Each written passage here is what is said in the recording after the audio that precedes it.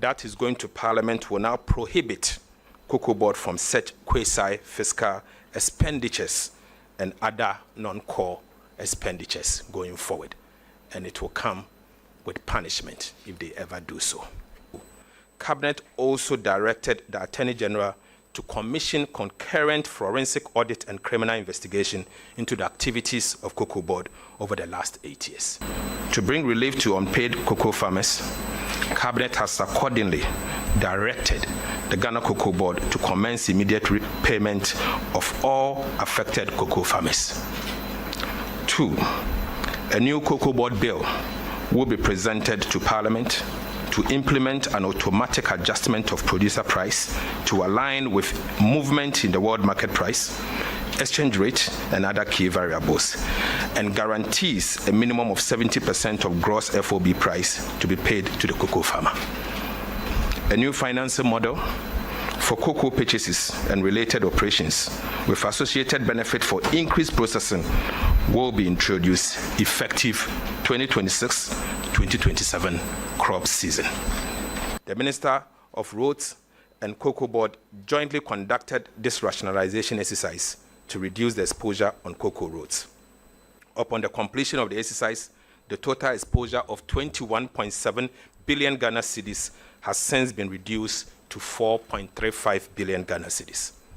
Cabinet has directed that the liabilities of the 4.35 billion be transferred to the Ministry of Roads and Ministry of Finance. Cabinet also noted that road construction accounts for a significant part of the financial difficulties that Cocoa Board is facing at the moment.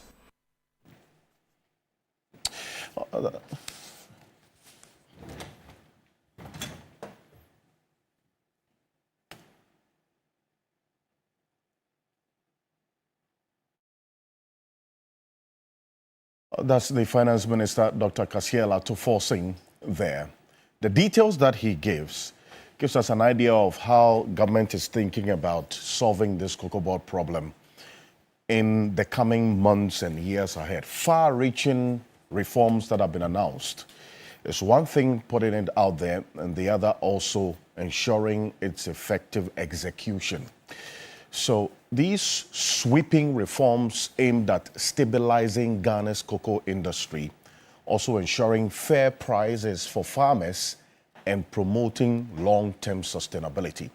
That's going to be the focus of our conversation this morning, as to whether these three-tier legs of objectives of these reforms can and will be achieved. It has a finance leg, so we have a financial analyst who's joining us. As a policy leg, we have a policy analyst who's joining us. The stakeholders within this entire industry, especially the farmers and the license buying companies, LBCs, they would also be joining us this morning.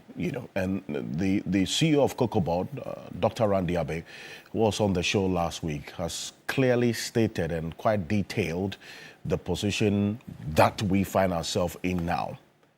The conversation has to be lifted beyond it, going into what exactly these reforms that have been announced is meant to achieve and how that can be done. We'll have a conversation this morning here on Key Point, taking into consideration what the cocoa farmers themselves have been saying about some of these measures that have been announced.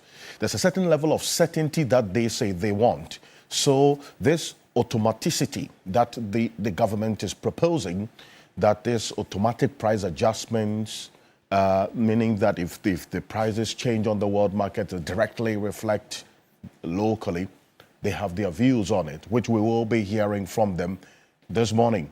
The proposal to have cocoa bills or the cocoa bonds then issued again, taking into consideration what's happened to investors in this cocoa bonds in 3, 4, 5 years ago.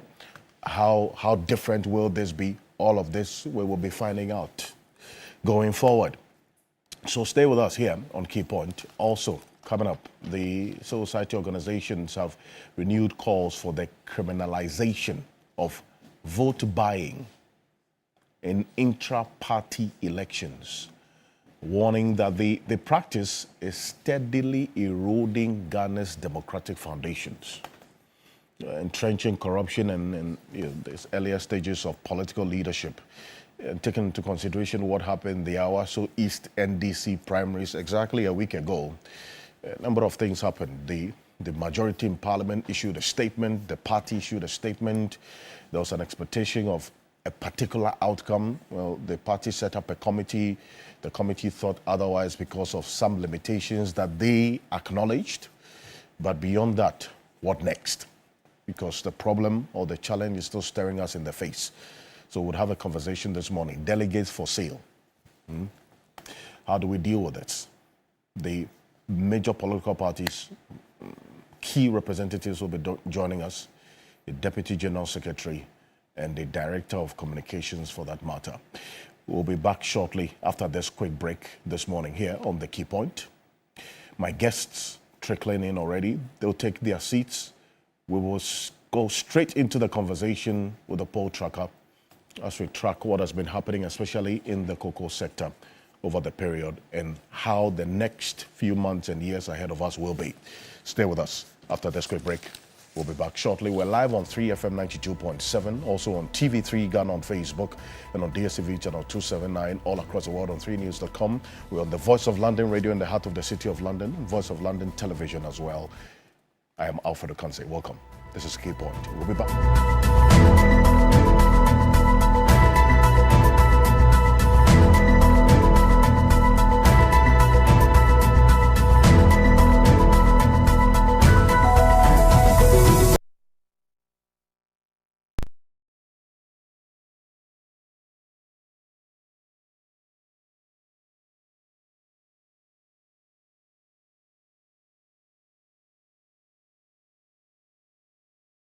With stunning self-love gold from 8th to 14th. Say yes with our promise of gold deals. Honor family, friends and special people.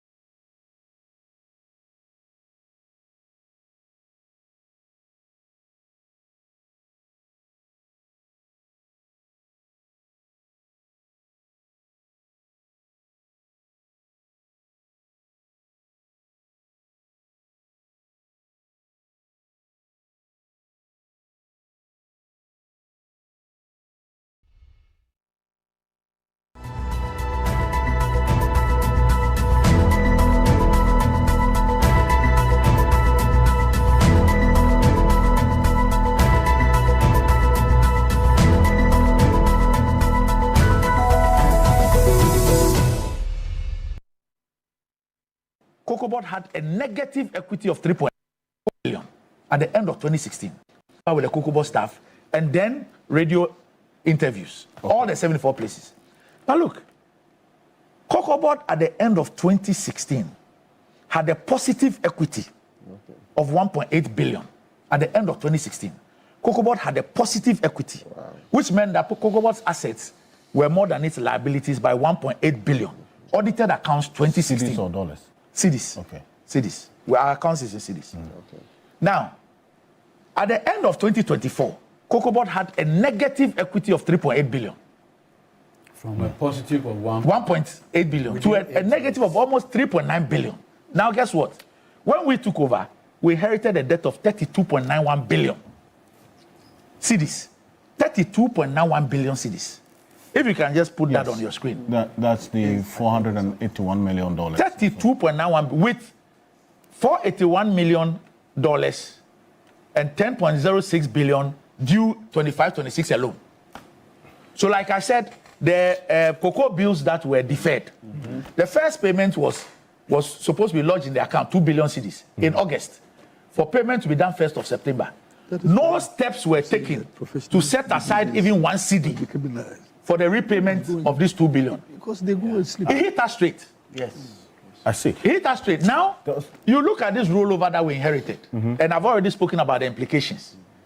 Now, cocoa rehab. Yes. Now, cocoa rehab. Somebody sent a message of cocoa rose. There is cocoa rehab. There is this cocoa swollen shoot virus disease, which has devastated about 40% of our farmlands.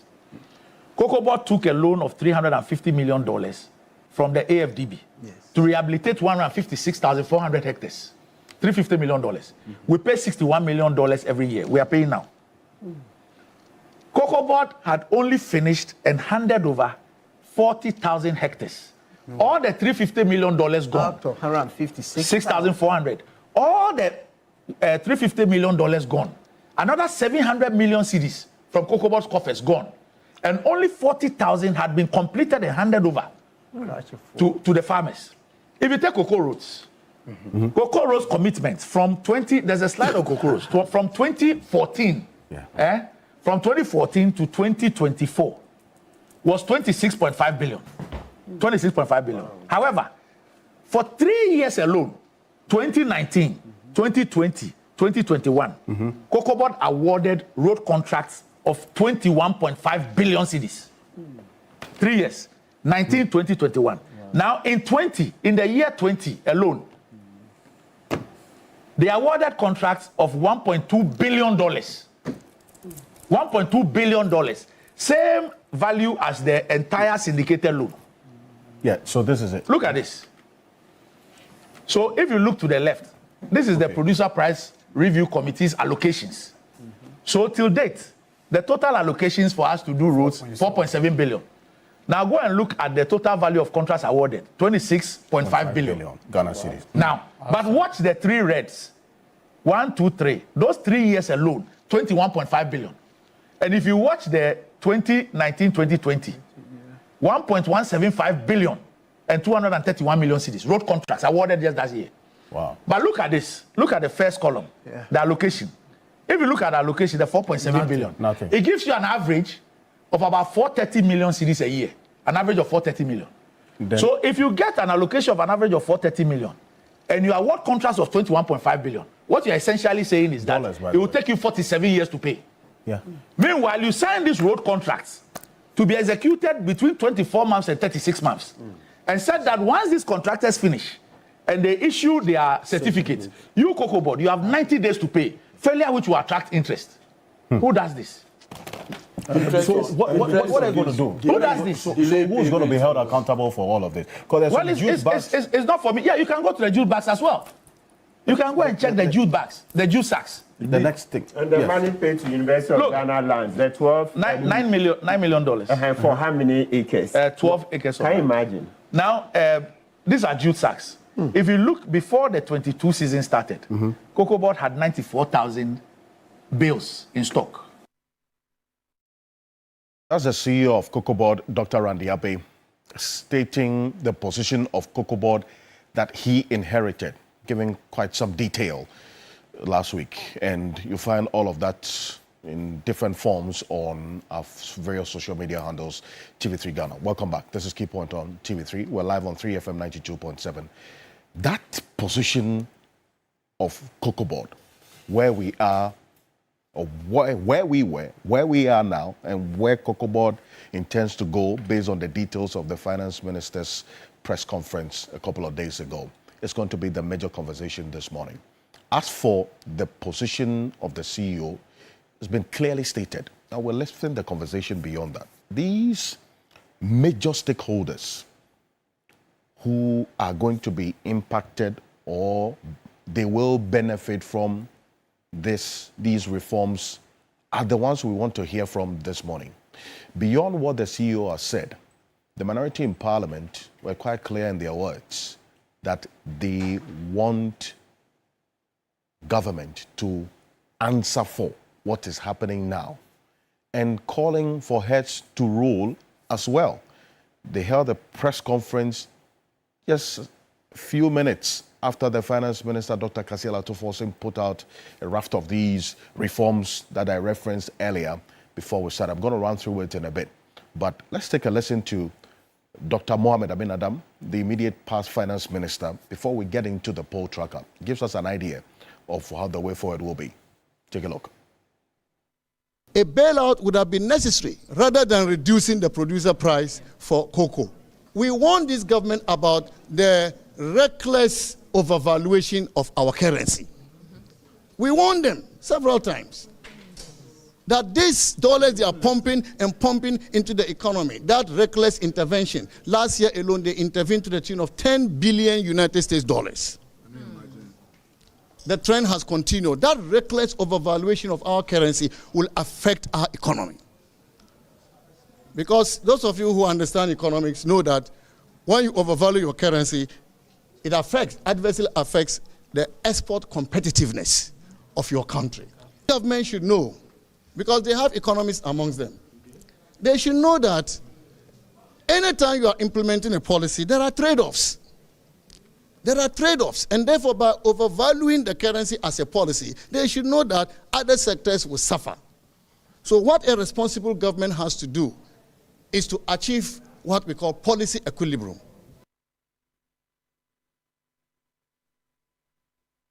Well, so that's Mohamed Amin Adam there. He talks about a bailout instead of this decision to now review the prices downwards because of what's happening on the world market.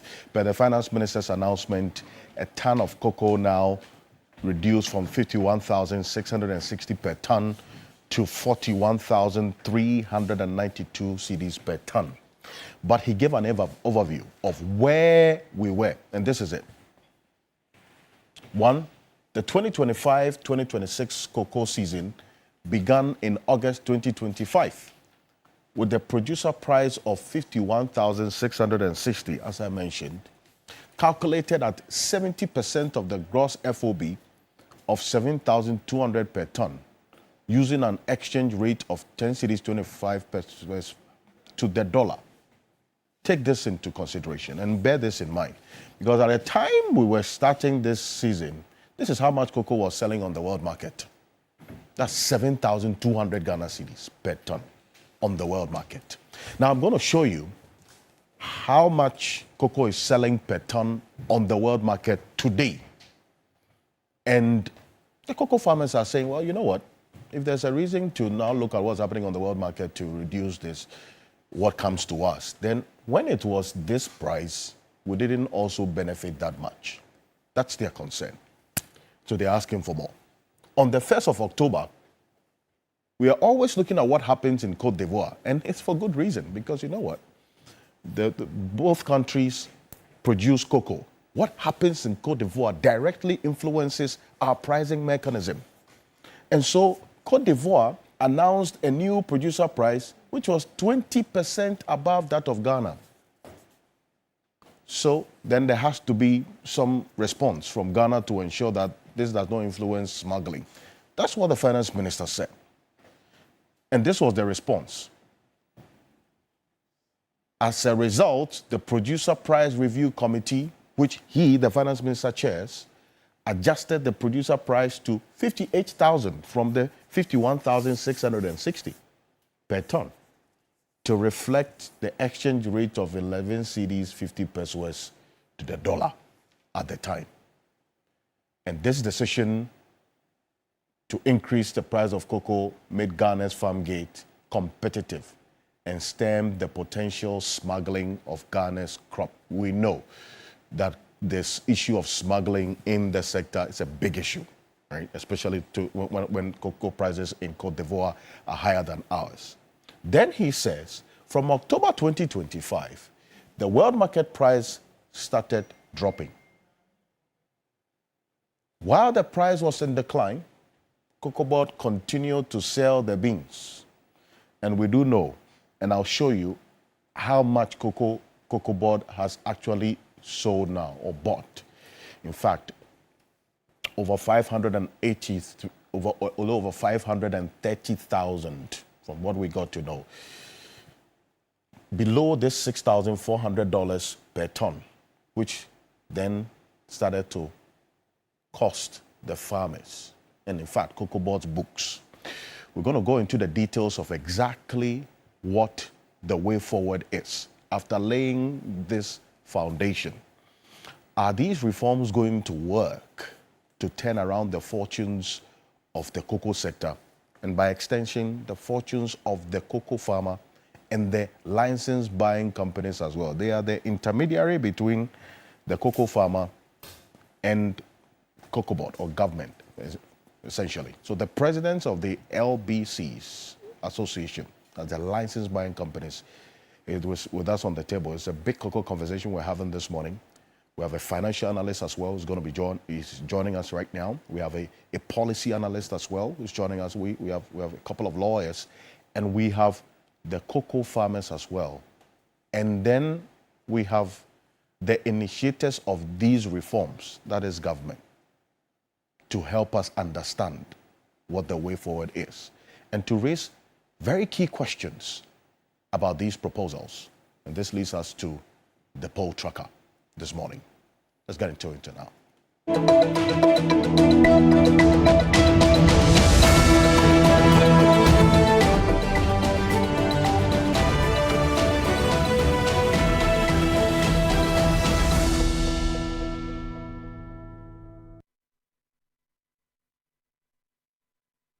Here we are. This, according to what we have been looking at in Cote d'Ivoire, is the situation as we speak. When it comes to the global share of cocoa between Ghana and Cote d'Ivoire, 65%. And that's why earlier I indicated that whatever happens in Cote d'Ivoire directly influences our cocoa sector in terms of pricing, because we then need to look at the dynamics of pricing and how that influences smuggling. Cote d'Ivoire is experiencing a situation as well, similar to what's happening, because the world market price of cocoa directly impacts on this 65% that these two countries, Ghana and Cote d'Ivoire, produces. 65% of the total cocoa on the world market. The question is why we also don't have a say.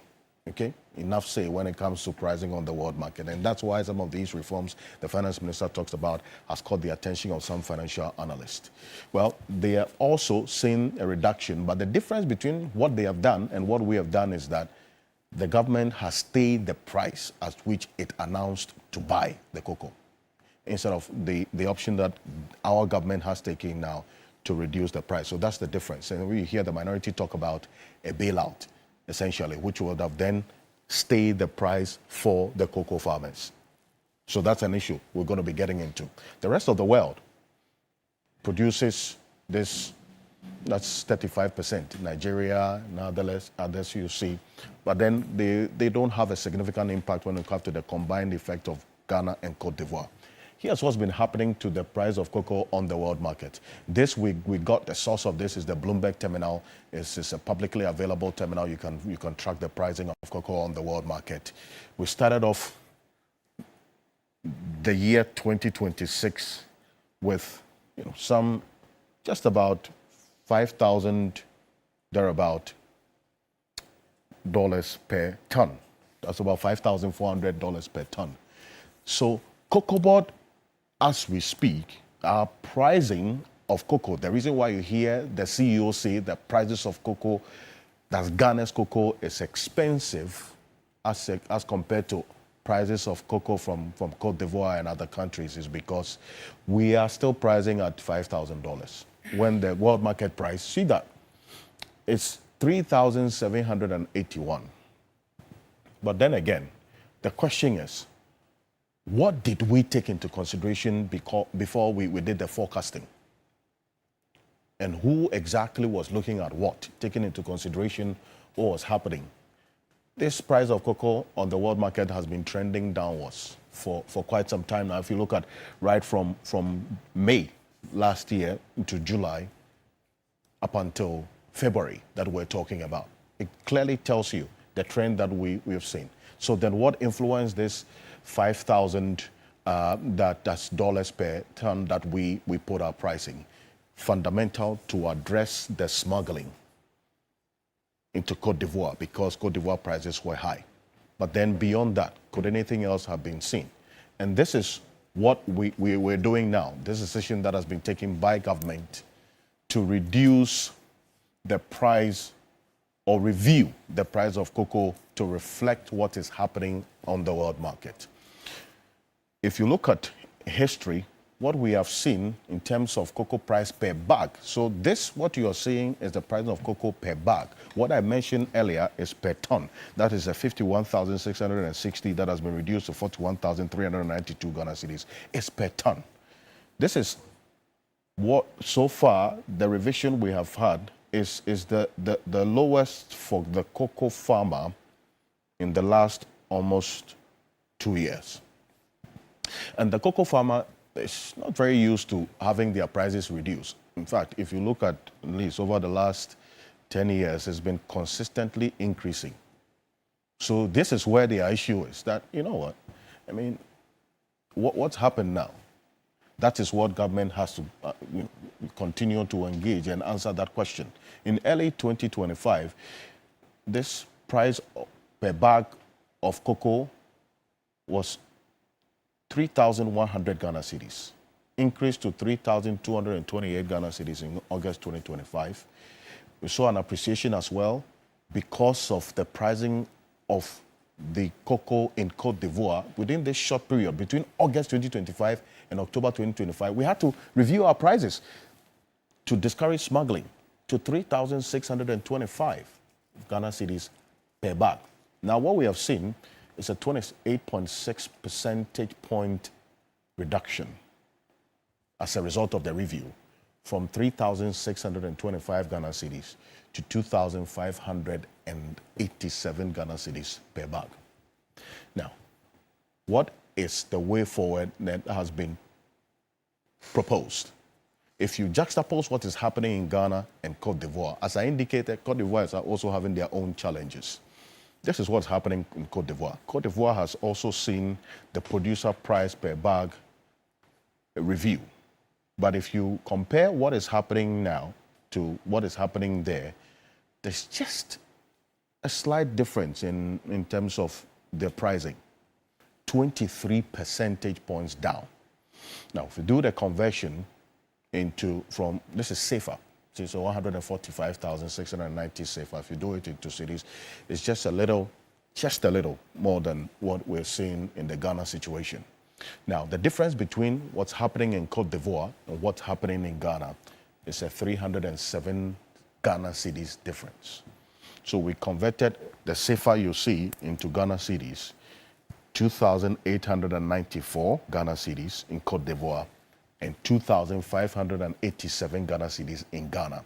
If you do the simple calculation, what is currently prevailing on the world in the Cote d'Ivoire Ghana pricing mechanism, the difference is 307 Ghana cedis. Is that enough to influence smuggling? It's a conversation the cocoa farmers will have to answer. Okay, so we'll get into that this morning. Then also, the measures that have been announced by the finance minister, and I'm going to put it on the screen right now. It gives us a clear idea of what government is thinking going forward. One, the target when it comes to the 50%. Say, you know what? At least 50% of all the beans that Ghana produces is going to be processed locally.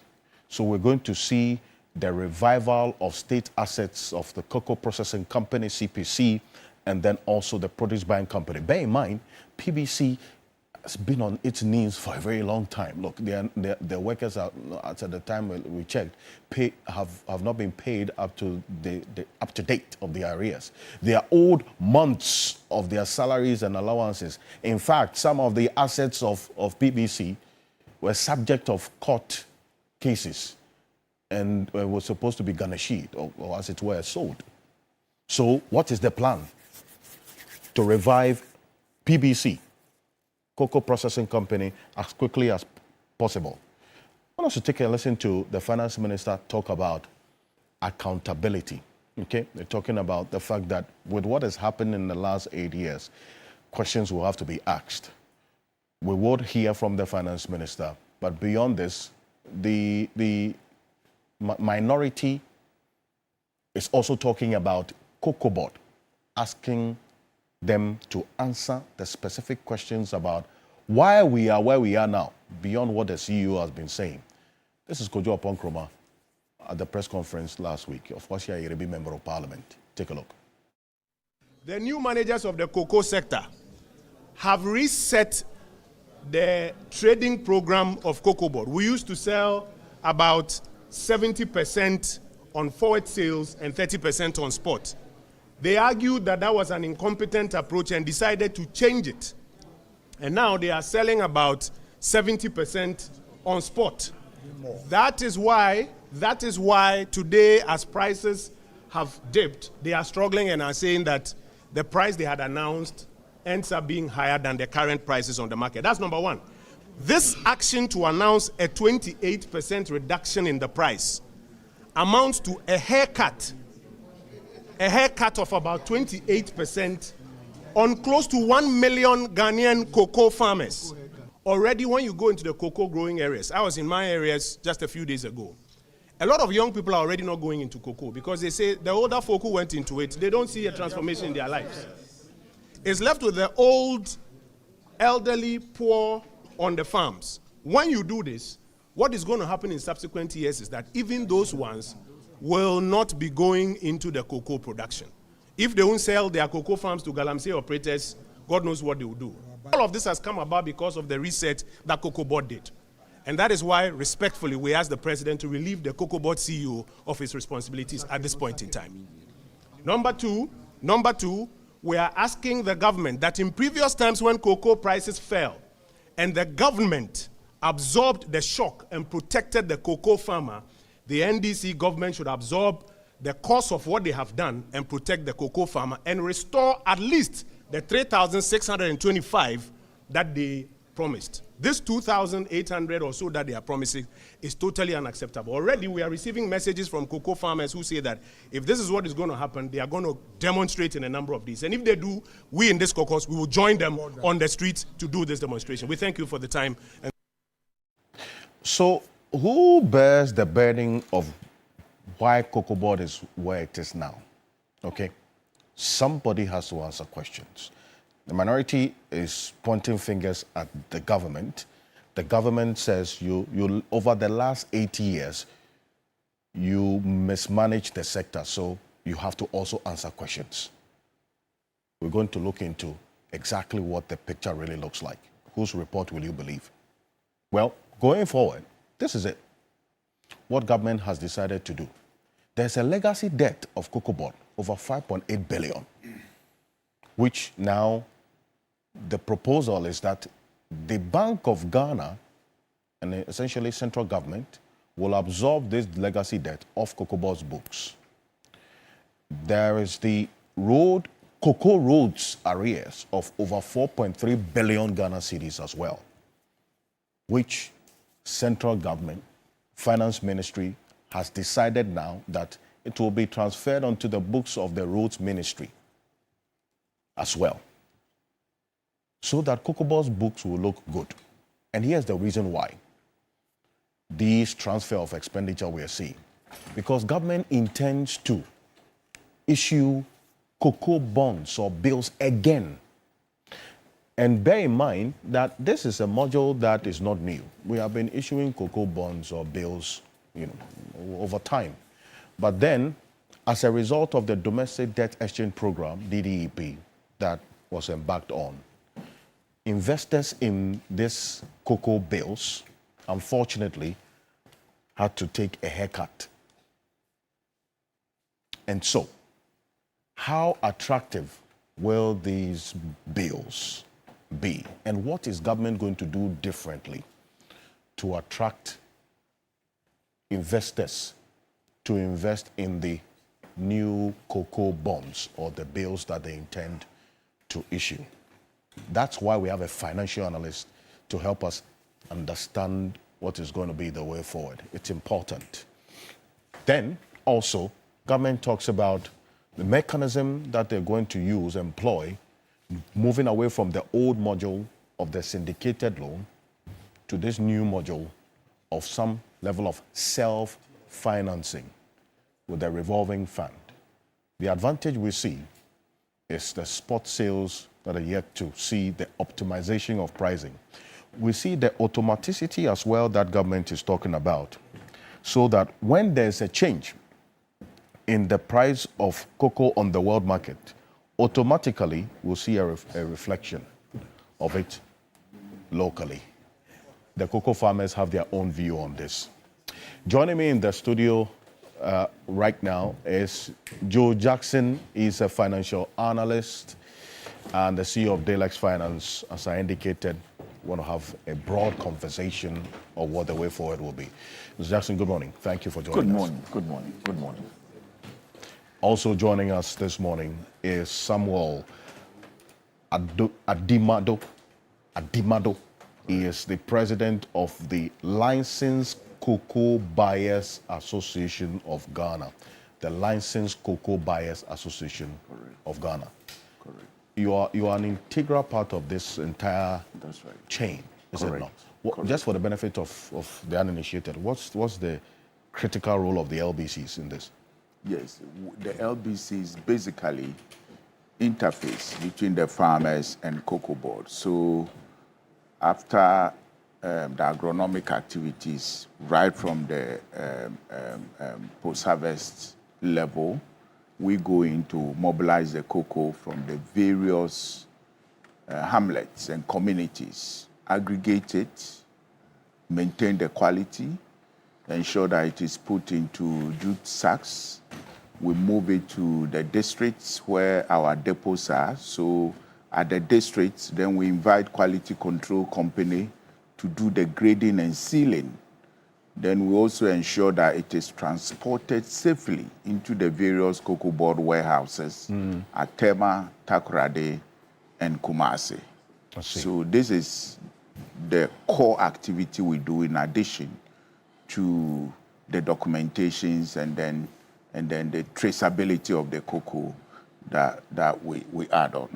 Right on. Thank you very much for helping us understand the critical role that you play in all of this.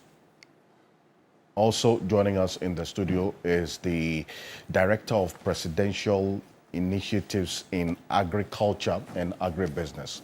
Cocoa is also an integral part of the work of this man that we're going to have join us. Dr. Peter Boama Otokono is Director of Presidential Initiatives in Agriculture and Agribusiness. Doc, good morning. Thank you for joining us. Good morning. And I'm happy to be with you. It's been a while. It's been a while indeed. But you are looking good. I can say same for you. and I see my uncle here. Indeed. He's a truant. Yes. He doesn't come back to our community anymore. Oh, really? Yes, I'm chastising him for neglecting his heritage. Oh, I see. You have to answer some questions in that regard. Well, the man you're hearing is Honorable Andy Apiakobi. He is the former member of parliament for the Asante Achim North constituency. And then also, he is a cocoa farmer. Yes. A cocoa farmer. So I invite him to my farm so that I will feel the impact of his agronomist credentials. I will visit you very soon. Perfect. You have 50 acres, correct? Yes, I have 50 acres of cocoa. on farm. one side and 20 on another. And 20 on the other side. Perfect. Thank you very much for joining us. Cocoa is not just an economic commodity; it is a political commodity as well. So, and a matter of policy. Until Kofi Bentel is the vice president of Imani Africa. He's a private legal practitioner. He's also taking his seat right now, joining us. And also joining us is Martin Pebu. He's a private legal practitioner, a passionate Ghanaian, and a beneficiary of the cocoa sector. Yes. Council, good morning. Morning, Mr. Thank you for joining us. Morning. Good. Yeah, okay, so it's good to be here again, my usual rituals. Thank you, the good people of Ghana, for making this program your unparalleled and uncontested #1 program. Thank you for the insights. Yes, always showing us, this is wrong, this is correct, etc. It's your program, so continue to make it your program. We are grateful. So once again, we will start with men above 40. Today we change the order. Important. Please, if you are above 40, you should be doing the prostate check. Go check your prostate because prostate cancer is deadly, very deadly, okay? Do it. It doesn't cost much.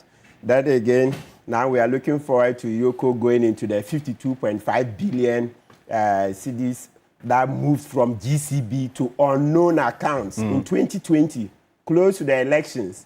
So the questions we are asking is that did the previous administration use that money to finance the election? If not, why is Johnson Ekwuamoesiedu failing to give the report more than 5 years on? In December 2024, he said he will come out with the report on where the money went.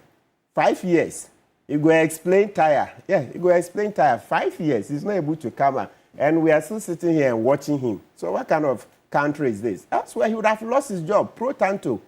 He said 52.5 billion left GCB to unknown accounts.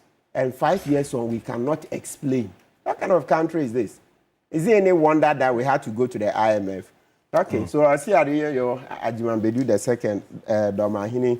Thank you for standing up when a lot of people chose to keep quiet. To be after there, Sofe Kufu Yasantua, and then Kinteki Teku through the second Gamanche. Thank you. Let's see how it goes. Let's continue to build a resilient and strong society. I see. Council, thank you. About the loss of revenue to the state.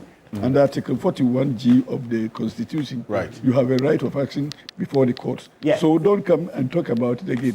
Let's come together and bring an action to ensure that we have resource. Let's see what Mr. Archer can do. Because, Kofi Afulu first took it to OSP, and we know how he had been playing soft on the Kufuor's appointees, etc. So Afulu has now taken a new petition to Yoko. Let's see what Mr. Raymond Archer can do, and then we will see. Indeed. Yes. Thank you very much. Thank you so much. And then we're monitoring the news of an early morning accident that occurred at Nsom Adwejuri at around 5:30 a.m. involving 8 vehicles. We understand a tanker is said to have exploded, causing several cars to catch fire. So we're keeping an eye on that as well. There was a quick response from the Fire Service and Ghana Police Service as well. So we're keeping an eye on that particular one. Kofi Bentel is joining us, as I said earlier. This conversation is heavy on policy as well. The Vice President of Policy Think Tank, Imani Africa, is a private legal practitioner as well. Good morning. Mr. Good Bentel. morning. Thank you for joining us. Thank you for having me. Do you have a relative who's a cocoa farmer as well? No. I might not your Oh, okay. This is my relative who is a cocoa farmer. I come from a long line of Fanti gentlemen. 4th generation civil servants and people who stopped farming long ago. But my uncle was a farmer, but not a cocoa farmer. However, I have been, like you said, because it's a policy issue, we've done quite a bit of work on it, and we are not very favorable when it comes to cocoa board and the effect of cocoa board. All right. The interesting thing you find is that before the colonial people set up cocoa board, we had a whole middle class of Ghanaians who became rich, wealthy on cocoa. All right. And the idea was that cocoa board was going to mobilize them so that their wealth could be kind of targeted for national development. One of those outputs was the University of Ghana. So you could see what could be done when you mobilize that whole area. But unfortunately, if you look at the trajectory, since Cocoa Board was formed, Kwame Nkrumah made it, a central piece of our economy. The farmers' lots have gone down, and the state has basically benefited. If you look hard, you realize that cocoa farmers are amongst the most taxed workers in this country. From a period before independence when cocoa farmers were rich, and after independence, cocoa farmers became poorer and poorer and poorer and poorer. Today, I'm not sure if you can find anybody who can tell you that I am a rich cocoa farmer also. And recently, we did some work looking. He's rich, but not because of cocoa. We did some work, and it turns out that there are some very interesting cocoa farmers, educated, in fact, some chiefs and others who, in our view, without a cocoa board, they can organize themselves sufficiently, to mobilize the cocoa and market it. We need to rethink the cocoa board paradigm. Yeah, but by law, you are not allowed to. Well, that's the problem. When you make a law that stops somebody from achieving what is their highest potential, then that law is a problem. And I just said, we need to rethink the cocoa board paradigm. Today, as we speak, cocoa board is a problem to farmers. It's a problem to the country. What are we talking about? Management is the problem. Cocoa board is a problem everywhere. Not the So we need to rethink the cocoa board paradigm. It's been over 50 years, and clearly something is wrong. Is it about the institution or the management of the institution? There are two different things. You see, we like to think in those terms, but we like to think in terms of paradigm. Because if you say it's the institution, what has it done? If you look at the objects, what it is intended to do, they are all good things. But good ideas don't implement themselves. And when we talk about paradigm, what we mean is that, look, everywhere in the world, when you set up government behemoths, monopolies, and these kind of massive institutions with law behind them, they devolve, they degenerate. So what we need to do is, what are we trying to achieve? Mobilize cocoa farmers.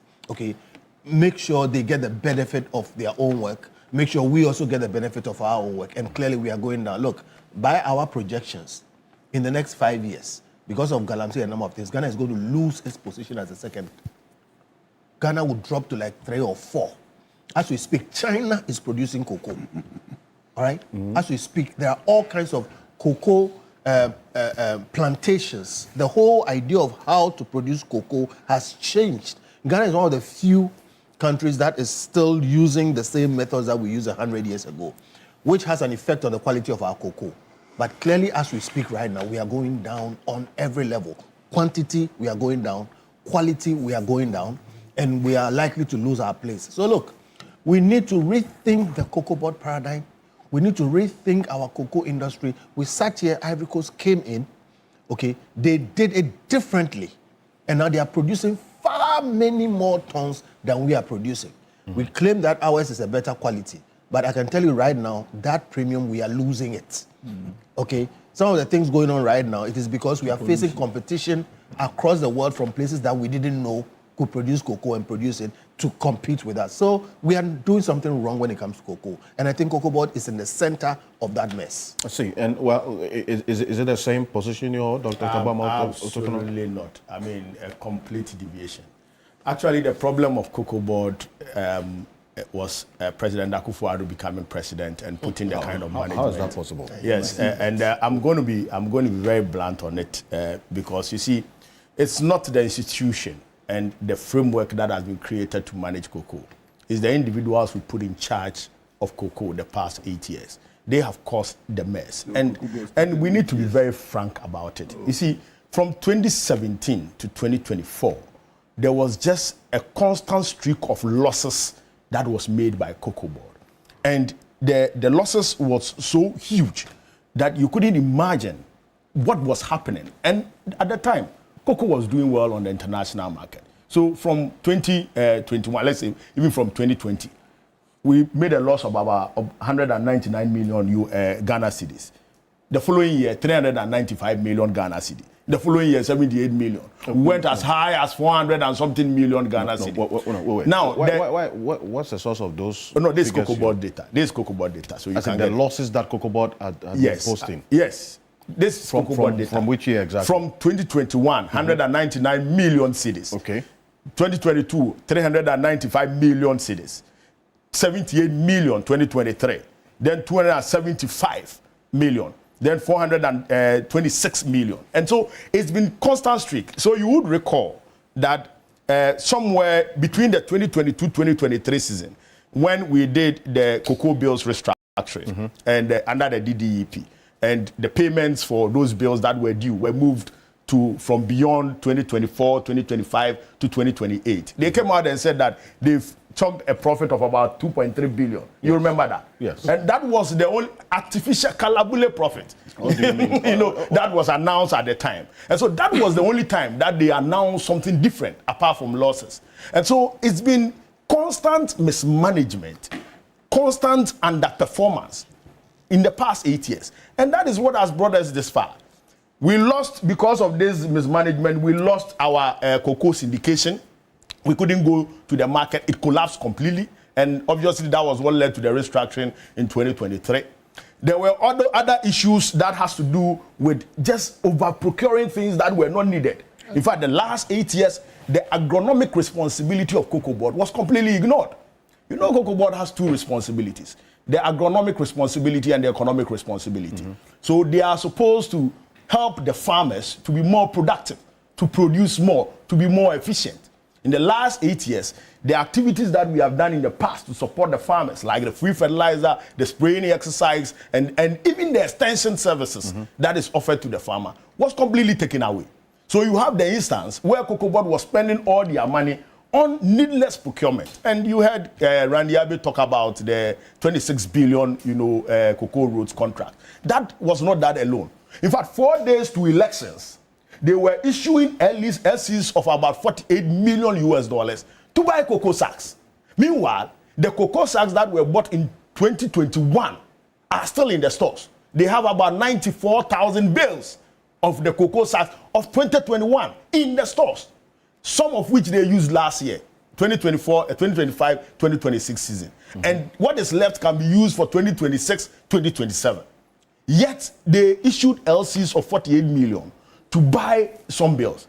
And the sad aspect is that the bills they imported in 2022, those they imported in 2023, and those they even imported early 2024 were not cleared from the port. And they are still at the port.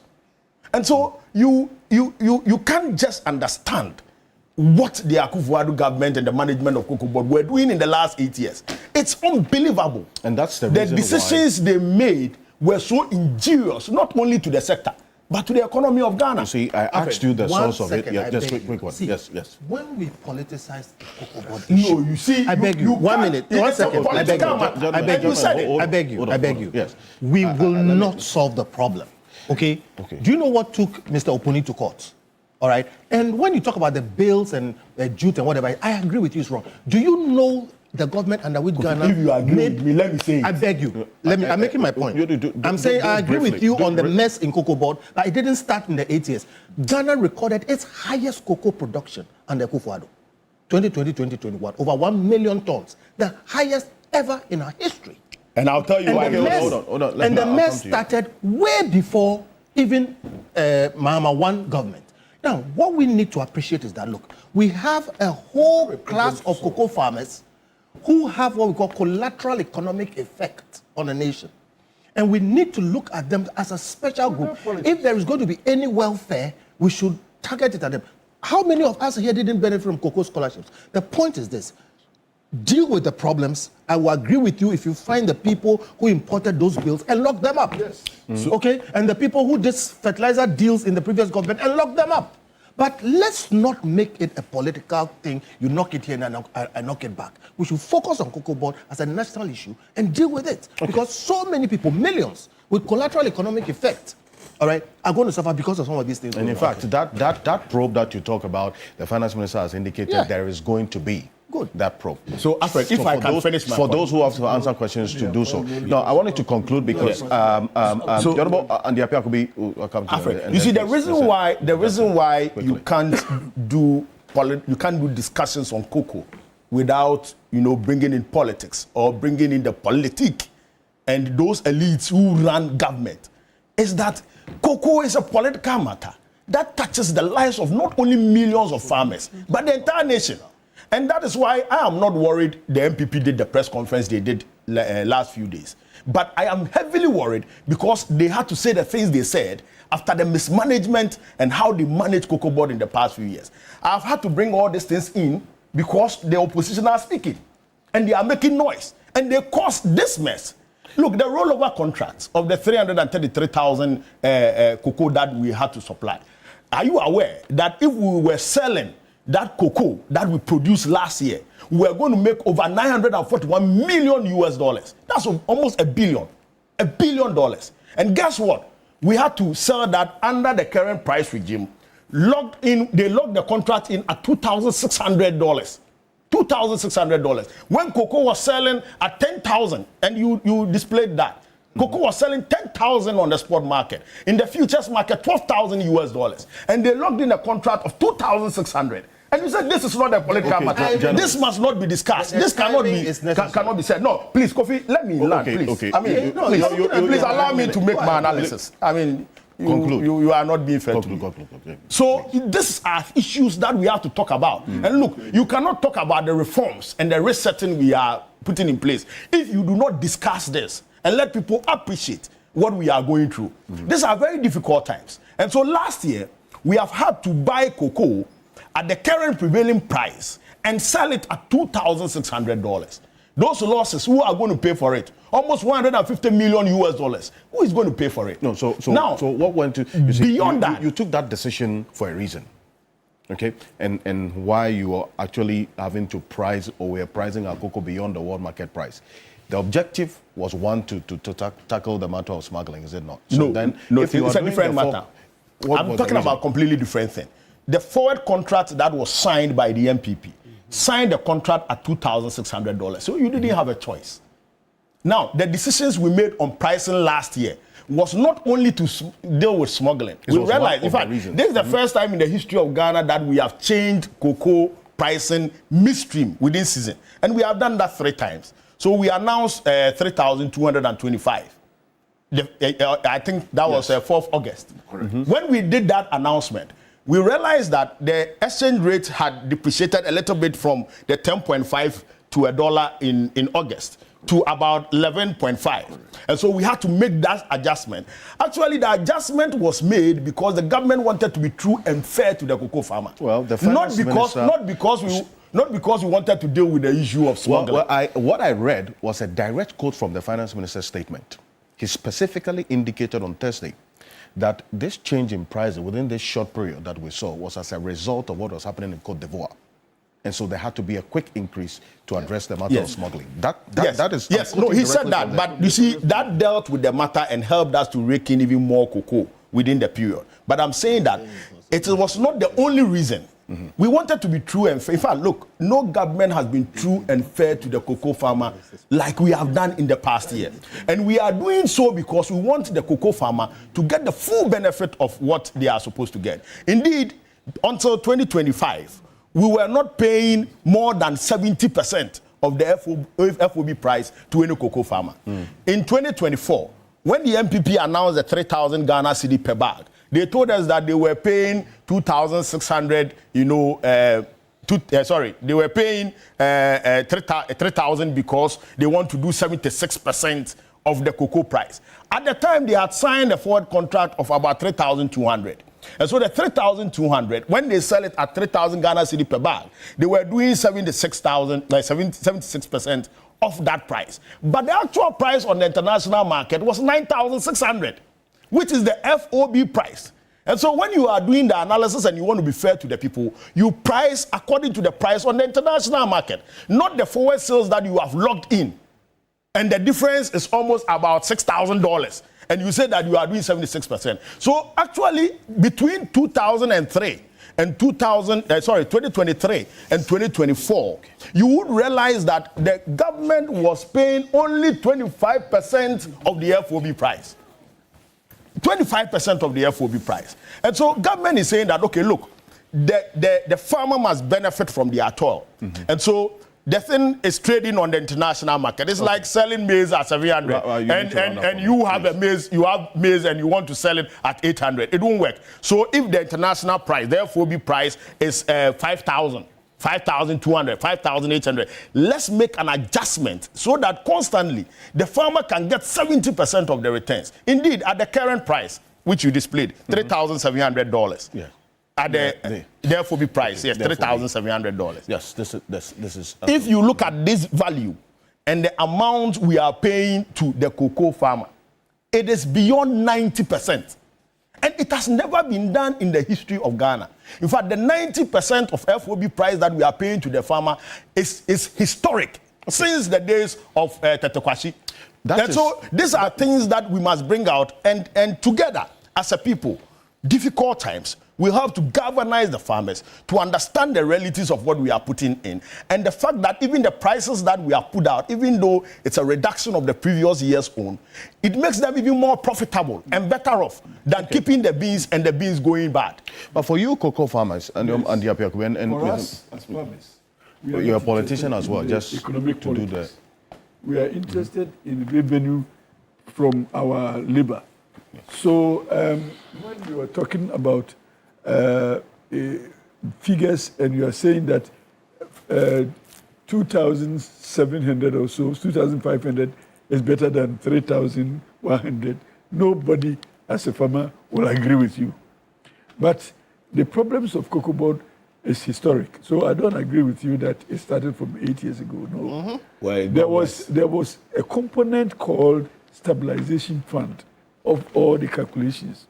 And that was supposed to ensure that there is continuity and also value stability along the chain.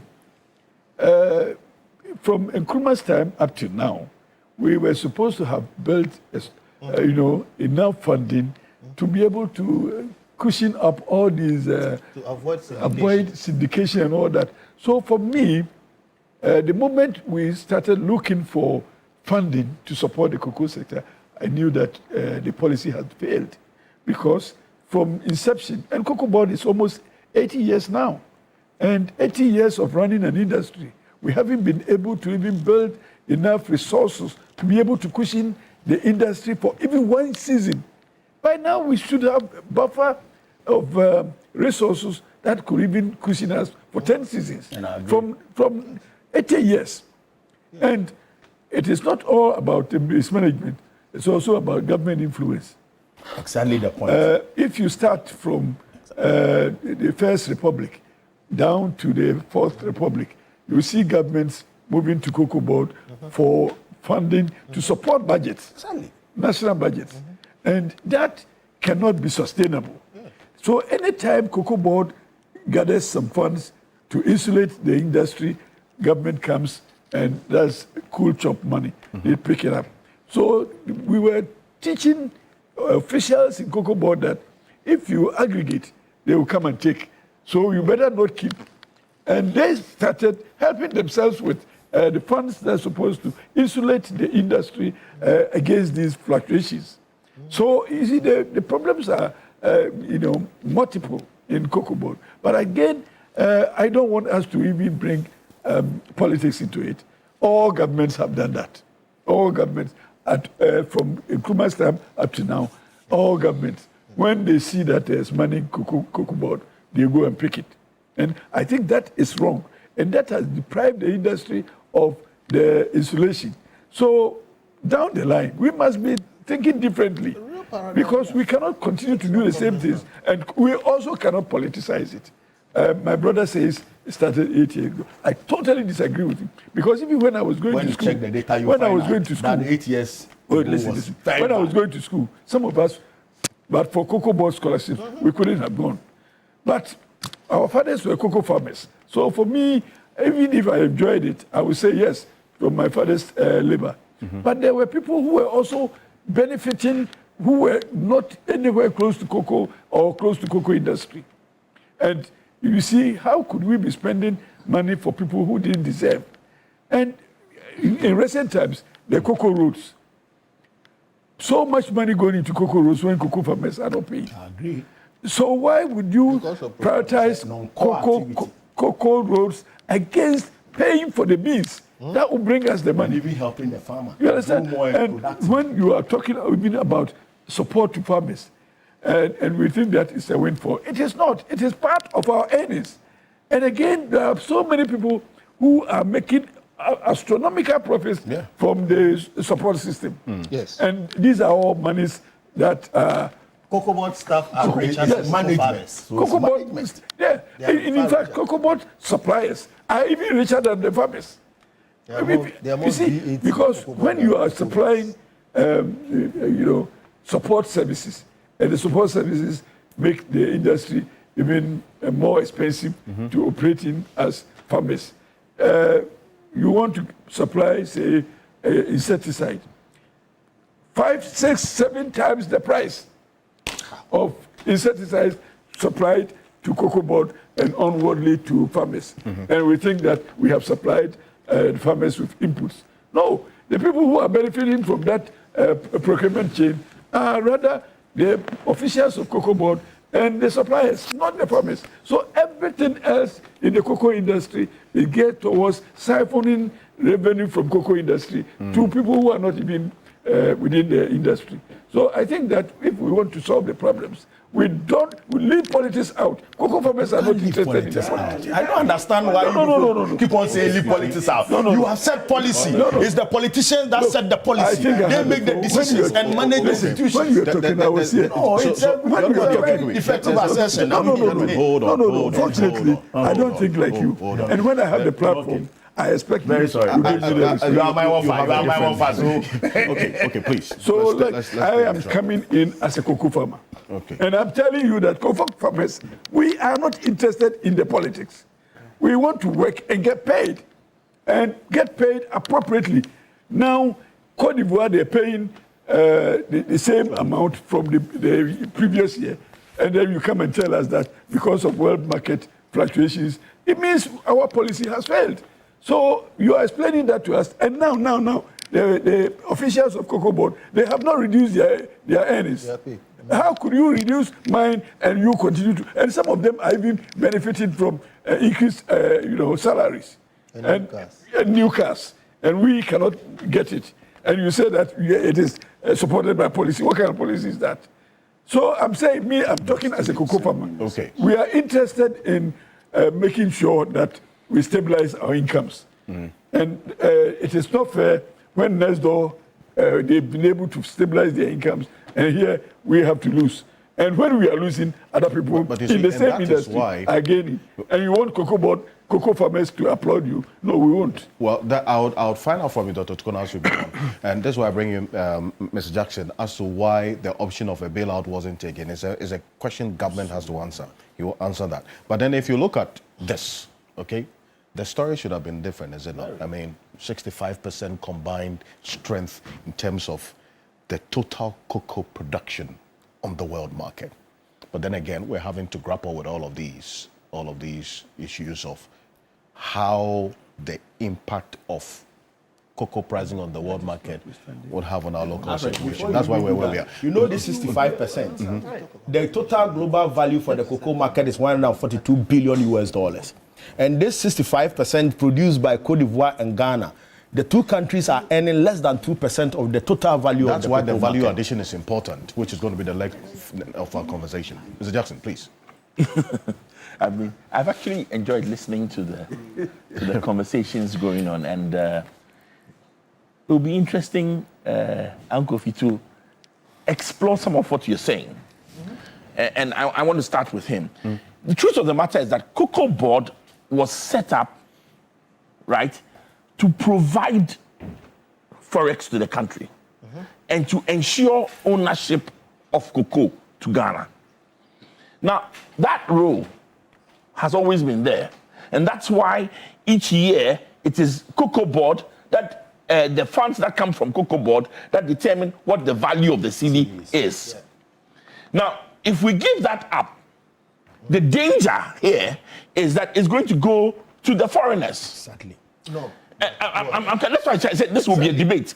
And the challenge I have now is that we're about to enter 6th March. I'd like to pose a question. How much of Ghana's economy do we own? And that's a whole debate we should have. The worry is that I do identify with you clearly. My position is that government institutions tend to destroy value over time. What has happened? Cocoa Board has destroyed value over time. To be fair, previously, when there's money, right, government step in and take the money. The difficulty is that over the last 8 years, even when there was no money, government still took the money away. And so some part of what Dr. Otukon is saying has to be dealt with. Some of us started crying wolf about Cocoa Board years ago. 3-4 years ago, we were crying. Why should Cocoa Board employ 2,000 more people? Why should Cocoa Board be making the losses? Why is Cocoa Board not publishing its accounts? And we made these issues over and over again. Nobody listened. Unfortunately, at this moment, we are caught between a rock and a hard place. What's the rock? Cocoa Board has been so badly mismanaged that it cannot continue as it is. Really. The hard place is that at the same time, the price of cocoa on the world market has fallen so badly that we now have to face the issue. But let's face the issue. Farmers have to understand that Cocoa Board is bankrupt. There's no money. In the light of the stabilization fund that was supposed to be created was not created. When we had a mechanism to ensure that farmers earn money by selling cocoa forward, so that when cocoa is sold forward, we can guarantee the prices for a period. You know what we did? When the price is here, we guarantee the price here. And then somewhere in the middle, I don't know. Something goes somewhere. I don't know. All I know is that some of the forward prices that were set, shameful. Why do we do this to ourselves? Somebody's plan. If and somebody leading them, they won't set that. Hold on. Right. I want to hear him. Yes. So that mechanism, guess what? Go to Cote d'Ivoire. They made better use of the forward pricing. They made more aggressive use of the forward pricing in the last few years. What have we done to ourselves? So, unfortunately, right, nobody is going to be happy in this matter. Especially the farmers. Oh, the farmers, let me tell you the danger we face now. Because Cocoa Board is bankrupt, and let's face it, the economy itself, things are looking up, but there's still no cash. What does it mean? Farmers have to face the reality that that drop in price is going to hit them hard. Yes. And when you add that to the corruption around inputs, fertilizer, others, farmers are facing a tough time. Why? Input prices have remained the same. Even higher. Even gone higher. The cost of living has remained the same. Inflation may have come down, but cost of living hasn't gone down. Life is hard, but now it just doesn't get harder by the month as it used to. So what has happened to the farmer? The farmer is squeezed. When you add issues of galamsey, others, we are facing a situation where we could see a dramatic decline in the cocoa industry. Is that what we want as a nation? Some hard decisions have to be taken. And the sad thing is that however unpleasant the current situation is, seems to be an attempt to deal with it. But it is unpleasant. And some of the unintended consequences could see dramatic declines in cocoa because already there were challenges. And yet, let's be clear, nothing will change if Cocoa Board does not reform. Nothing will change if Cocoa Board does not reform. You see, the way Cocoa Board is set up now, it is inefficient, it is unproductive, it is Throwing any definition of yes. And the truth of the matter is that unless we reform Cocoa Board, all that will happen is that the farmers will get less money. That hole will continue. I have a question. So we've moved the debt. We've moved the debt to the government. We've moved the debt to the Ministry of Finance. That's what we've done. Question: are we going to still do cocoa roads?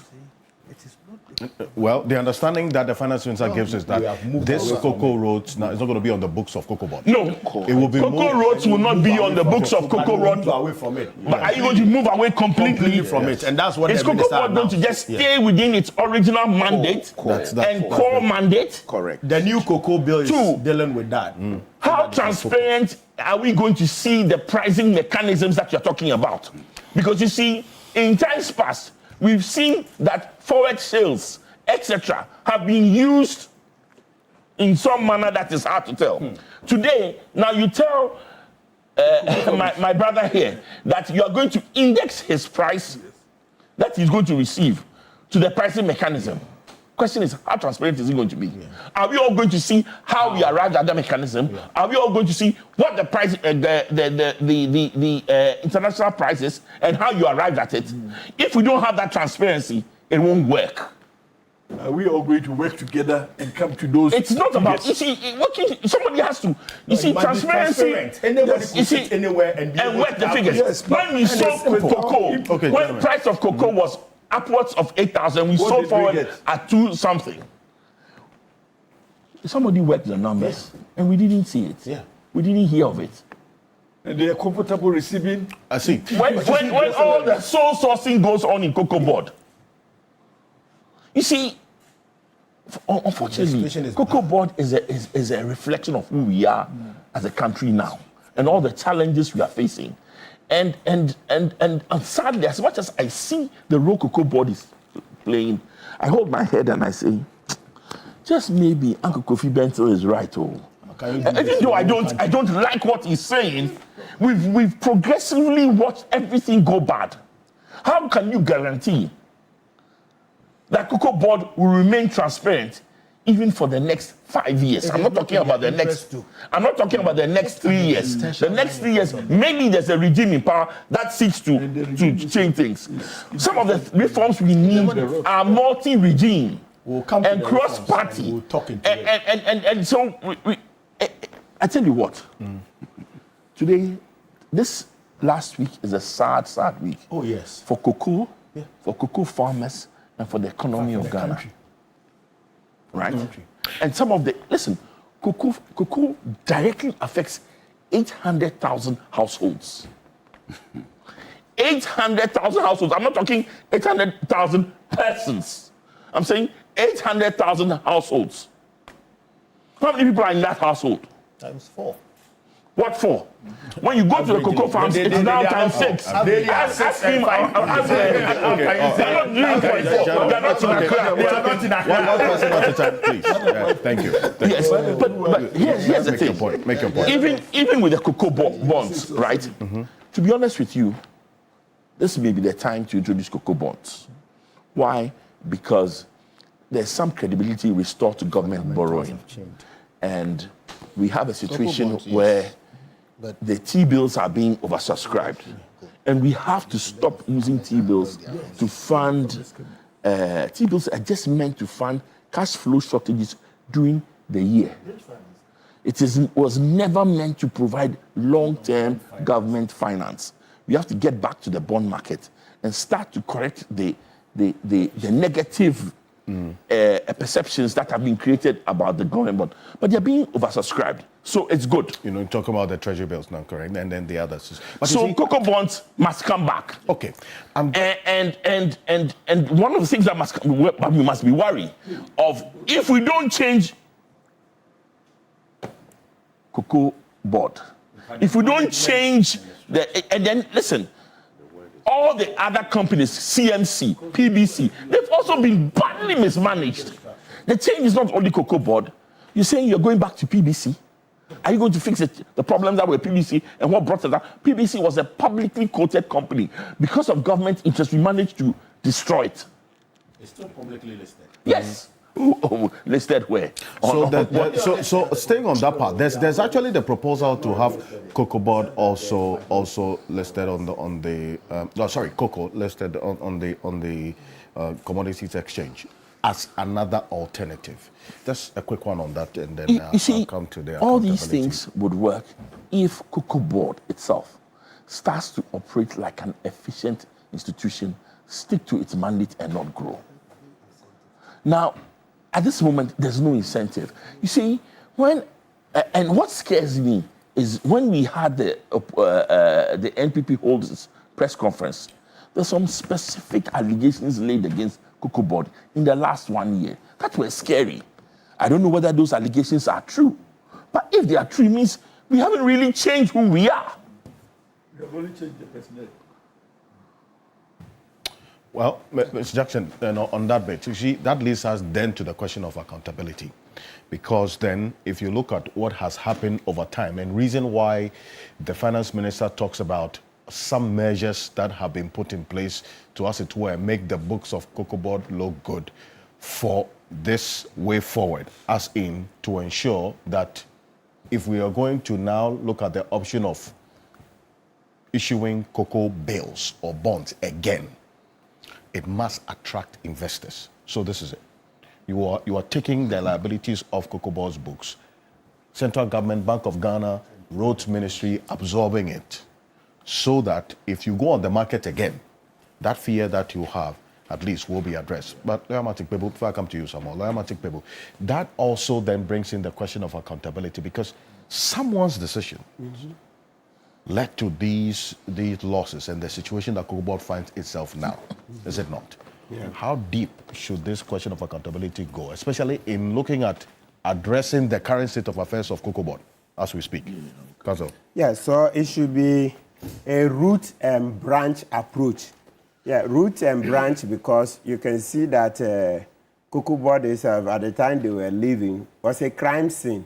Because how do you issue LC for jute bags to the tune of $48 million at the time you are exiting, when you had a huge stock?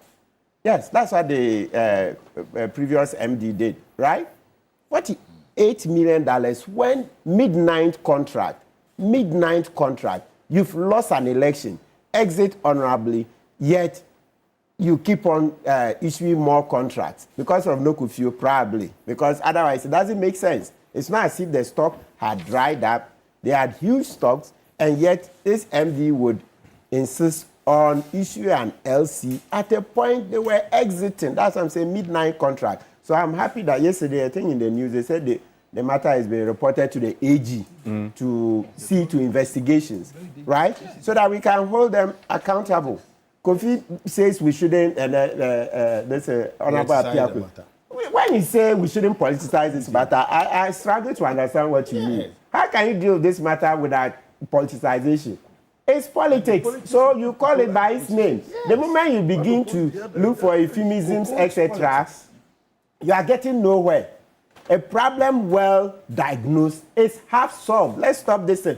People dealt with that badly. We would mention their names. That is the name of the game. And they say that it's because of mischief that everybody has a name. So if you've come and you are issuing a contract midnight for $48 million, what's the name of that MD? We would mention. Anybody who thinks that's politicization, that's that person's cup of tea. You can choose not to mention the person's name when it's your turn. But you can't sit here and say that it is politicization. What do you mean by it is politicization? You must, no, but before you prosecute, you must first beat the matter here. You have to beat it here. No, you would beat, yeah, so deal with it. Let me listen to, Council, gentlemen, please. No, please. Gentlemen, hold on. Dr. Tokuno, please. Your microphone is off. Honorable Apia Kube. Thank you, gentlemen. Please, let Lawyer Martin Kpebu. I'll come to you. No. Council, yeah, so the previous MD, is that Buahi Edu? Yes. Buahi Edu must be hauled. He must answer why he was doing midnight contract. If you lost an election, shamefully, go home. You are mismanaging, and yet that's the time you were issuing contract. That's the time you were issuing calls. So why hold on. We will Please. mention his name. If Kofi doesn't like it, well, that's his cup of tea. No, because we have to talk. Because yes. To raise this issue. To answer, but if you want the politics, since you brought it will always be politics. Okay, thank you. Is dead. You cannot kill cocoa board and let the elite cocoa farmers. I know about 1,000 of them. Let them run it. Thank you very much. Cocoa Thank board you. won't work as long as sitting in air conditioned offices running from Accra. Come and deal with him. Yes, I agree with you. Hold on to that point. So why he do wherever you are today, we are mentioning your name here. You would have to answer for your 48 million LC when you had shamefully lost an election and you were asked to exit. You would answer. That's it. Now, go to number 2. Yes. You see, so as we're dealing with accountability, there's this point we must bring in as we go on. I hear people talking about, yes, we'll reform the management, etc. There's this interesting bit of Cocoa Board's the history. You know, at a point, Kwame Nkrumah wanted higher prices. You see the silos in Tema, etc. Yeah. Then he built them because he intended to hoard about 200,000 metric tons of cocoa. He wanted to manipulate the prices. The farmers were upset, and the World Bank, you know how these Bretton Woods institutions, the moment we want to get out of their control, they will find everything to come and criticize us. So the World Bank say, oh, no, it's not doable. Of course, is it any wonder that America sponsored Kwame Nkrumah's overthrow, then it left. So let's bring it in. So the matter of management, we've been trying. It's not as if we never tried. Kwame Nkrumah saw the problem, and he thought that, okay, if he can hoard cocoa, prices will go up. So he built silos. They said we spent about $8,500,000 building the silos. They became a white elephant, right? Yes, so let's learn from our history. So it's not just about changing management. It's also about prosecuting the offenders. So Boahin Edu must answer. Look, if Apia could be your case is that Opuni's case must go back to court, why not? Of course. When someday you come back, criminal cases have no expiry date. If you have evidence, because that's the name of the game. Because listen, before, as Opuni's case was in court, etc., I know people who saw the dossier and said that Opuni's charges were politically motivated. And it wasn't long, we caught the Attorney General on tape confessing that Ekufuado and Oforiata were on his neck, saying they should get Atufosin jailed, etc. Okay, look at ACMS case. ACMS case, the same thing. Yes. Okay. So when you come, I'll be your cheerleader if only you have evidence. When you come back someday, if you have evidence, I'll be here to support you. That go back and arrest those people and go back to court. Right? Yes, that's for those that, there is a difference between withdrawal and nulli prosequi. Nulli prosequi, you can go back. But when you say withdrawal, they are taking carton. So I don't remember which ones are pure nulli prosequi and the other one. But granted that Opuni's own is one that is pure nulli prosequi, and so you can go back. If you have the evidence, go and let's see. Because I have seen credible people who saw the dossier and saw that this was just a witch hunt. Okay? So if you have evidence, when it's your turn, go back. But until then, today is Boahin Edu's head on the chopping board. Okay? Yes, we will mention it 1,000 times. That is how we will deal with it. Because if we don't start with the court of public opinion, how are we going to energize the politicians to take action? Otherwise, it will be you scratch my back, I scratch your back. So let's understand this. It's when the citizens understand what's gone wrong, then they show the furore, etc. Then it galvanizes the politicians to take action. So if you come and sit, you don't mention Ekufuado's name, you don't mention Boahin Edu's name, you've said nothing. Or even exactly. Does the politician need any galvanization? Yes, they do. Why? If there is reason to prosecute or to investigate, go ahead and do it. I mean, why do I have to energize you? Politicians have always needed galvanization. See, let's not make the mistake. Even when you read about democracy, from ancient Greece, societies have always been like this. A lot of the time, see, when you look at the political system, don't forget that the politician has certain interests. He wants to win. So he's looking to the populace. What concerns them most, generally, there are exceptions. Right. So he would attempt to answer the needs, the concerns of the populace. So when the populace pay for the blood of somebody who issued an LC for $48 million midnight when he was supposed to exit. That is what the politician will tackle, because in the scale of preference, the citizens are saying that prosecute Boahin Edu. That's what he will tackle. So if you sit here and you know they follow public opinion, it's all about public opinion. That's where the politicians usually derive their legitimacy from. So if public opinion is that Boahin Edu must be prosecuted, then that is what they will deal with. Because, you see, and let's not forget, democracy is crowd wisdom. We all know that our politicians don't know all of it. So that's how come they will listen to all these programs and see what the populace are saying. So if the populace say is Boahin Edu the one prosecuted today, that is what the politician will pay attention to. So if you come and sit here, you say, no, don't mention anybody's name, don't do this. You've said nothing. Effective communication. Effective communication. Anybody who thinks by mentioning somebody's name, it is defamation, he knows where to go. That's why the law courts are there. You see. Okay. So let's get on with it, okay? Right. Yeah. So the sorry, please. I hope I have a minute to run up. Yes. So the matter of the 333,000 metric tons that the previous government locked in at $2,600 per metric ton. Yes. It's a huge problem. So you see, like last week we had Randy Abe here. He came and explained that it's been an albatross on their neck. They will buy cocoa at over about 5,000, 6,000 per metric ton. Can you imagine? Who does that? It's as if we are washing our faces from the bottom. Yeah, who you knew? Go up. What kind of washing of face is this? Are you really washing your face? And we are quiet. No, so Boahin Edu must answer for that too as well. What kind of politics? Then you saw the projection he did, the expenditure income. Yeah. You see how they issued a lot of contracts for cocoa roads, well beyond budget. And today Boahin Edu is working free. If I had the powers, I'm sure by now I would have hauled him and then started investigating him seriously.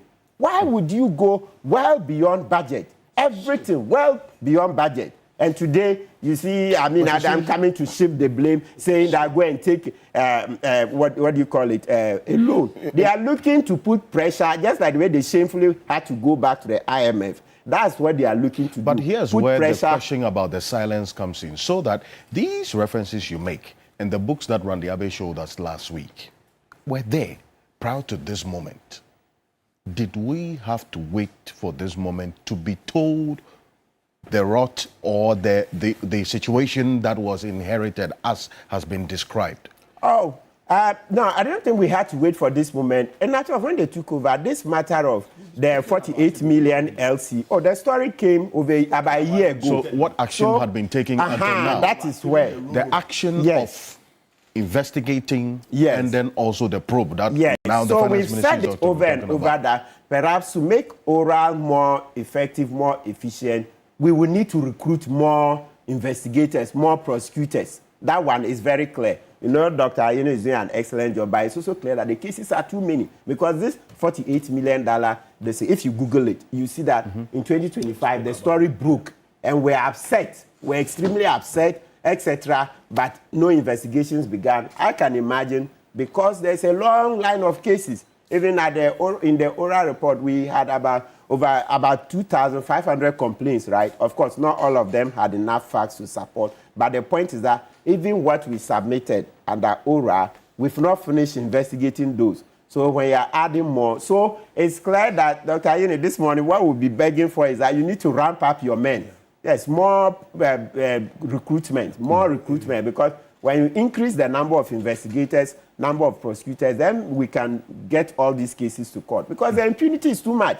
The impunity is too much. When I listened to the MPP press conference, I was like, so you cause a problem, like what did they say to call you guys? That's a bed. It goes down the street. It goes to foil the water, and then comes to say, who foiled the water? You've caused a problem. Instead of it to come with a contrite heart to be conciliatory in trying to solve the problem, now you are grandstanding. So I was like, Adam and the rest, are they really serious? Are we kids? So you think we didn't see through that when we voted you out? You see, give us a bit of respect.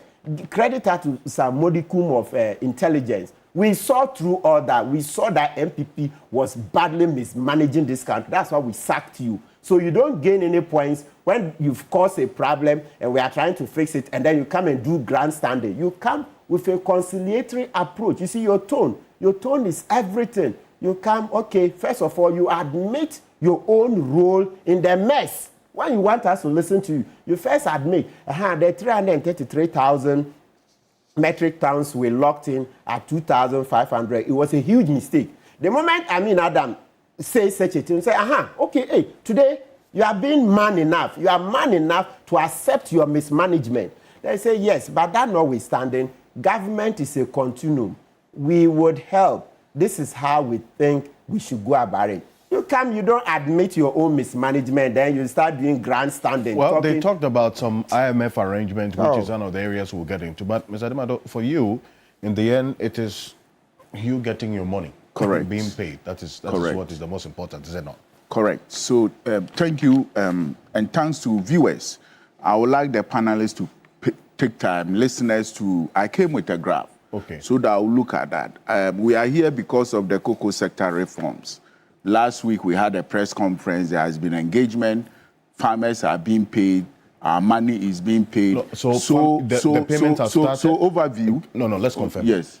Have you confirmed that farmers have started receiving their money? As on one of the studios, a farmer called in that he has received his money. Okay. It's not the entire farmers that have not been paid. So there's transfer going on. Some 50,000, we understand. Yes. So let me go over to the graph, the overview of our cocoa sector. Now, this is a 20-year data.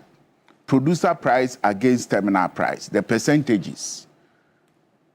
I've left the 10 years because of the syndication. Now, when you look at the graph carefully, you could see that there are few pointers where the farmer got 70% of the terminal price. Now, when you look at the graph, from 2021, we started having crisis. Then, 2025, we went up above the terminal price. Now, going up above the terminal price, meaning we have overpriced ourselves out of the market. And this is what has brought us here, that we need to reform. We need to go back to look at our cocoa sector. Now, when I've explained the role of the LBCs, when you just oppose the role of LBCs in this graph, it doesn't change it. So I will stick to the farmer aspect. Now, when you look at 2023, 2026, I would like you to zoom in. When you look at it, now you could see that there is a problem. The farmer is dropping to almost 21% of the terminal price. And this is what we've done to our cocoa farmers for 20 years. 20 continuous years. This is what the data is saying. It's a big problem indeed. And so continuously the cocoa farmer is losing. Yes, this is what we've been saying. Now, thanks to Minister of Finance for taking the bold initiative that we need to reform the cocoa sector. And thanks to government for listening to us. And also thanks to the management of Cocoa Board for cooperating with us. Because when you look at the posture of Randy, he wants the sector to be reformed. And that is where we need to support him, congratulate him, because he's one of the few, please go back to the graph, the green one. You can speak. Yes, he's one of the few CEOs that have admitted that we need to reform our cocoa sector. Now, the reforms, of course, the farmer is central, where the minister indicated that never again would the farmer receive less than 70% of the terminal price. Now, when you look at that phrase, it is not only the farmer, it is the entire cocoa space. So, of course, some of the panelists were saying, oh, you don't need cocoa board. You need cocoa board. You need all the actors in the cocoa chain, because the reform will encompass all cocoa board processors, even the buyers will have to come in. So please, we need to set that platform. Yes, the farmers are the pillar. That's why I have this graph for the farmers, where the farmer will be better off. Of course, It's unfortunate that prices, you could see that producer price is above even the terminal price. And that is what has brought us down. And then the minister quickly indicated that we need to reform cocoa sector. Now, when you look at the cocoa activities, as LBCs, there is no break in our activities because the cocoa season opens 1st October of every year, and then it ends 30th September of every year. So I would say our break is just less than 24 hours. And within this space, we have been at the forefront of making sure we mobilize the cocoa wherever it is and deliver to Cocoa Board for Cocoa Board to sell. And as I keep on saying, we've been doing this continuously without any cry or whatever it is. And we go to the banks, we borrow, we pre-finance, we patiently wait for Cocoa Board to give us the money. Now our margins are fixed. Our margins are fixed. The transportation is also fixed. So for you to survive, it's efficiency. So if we are being efficient to survive, and inefficiency comes from the other end, then you know that you will collapse.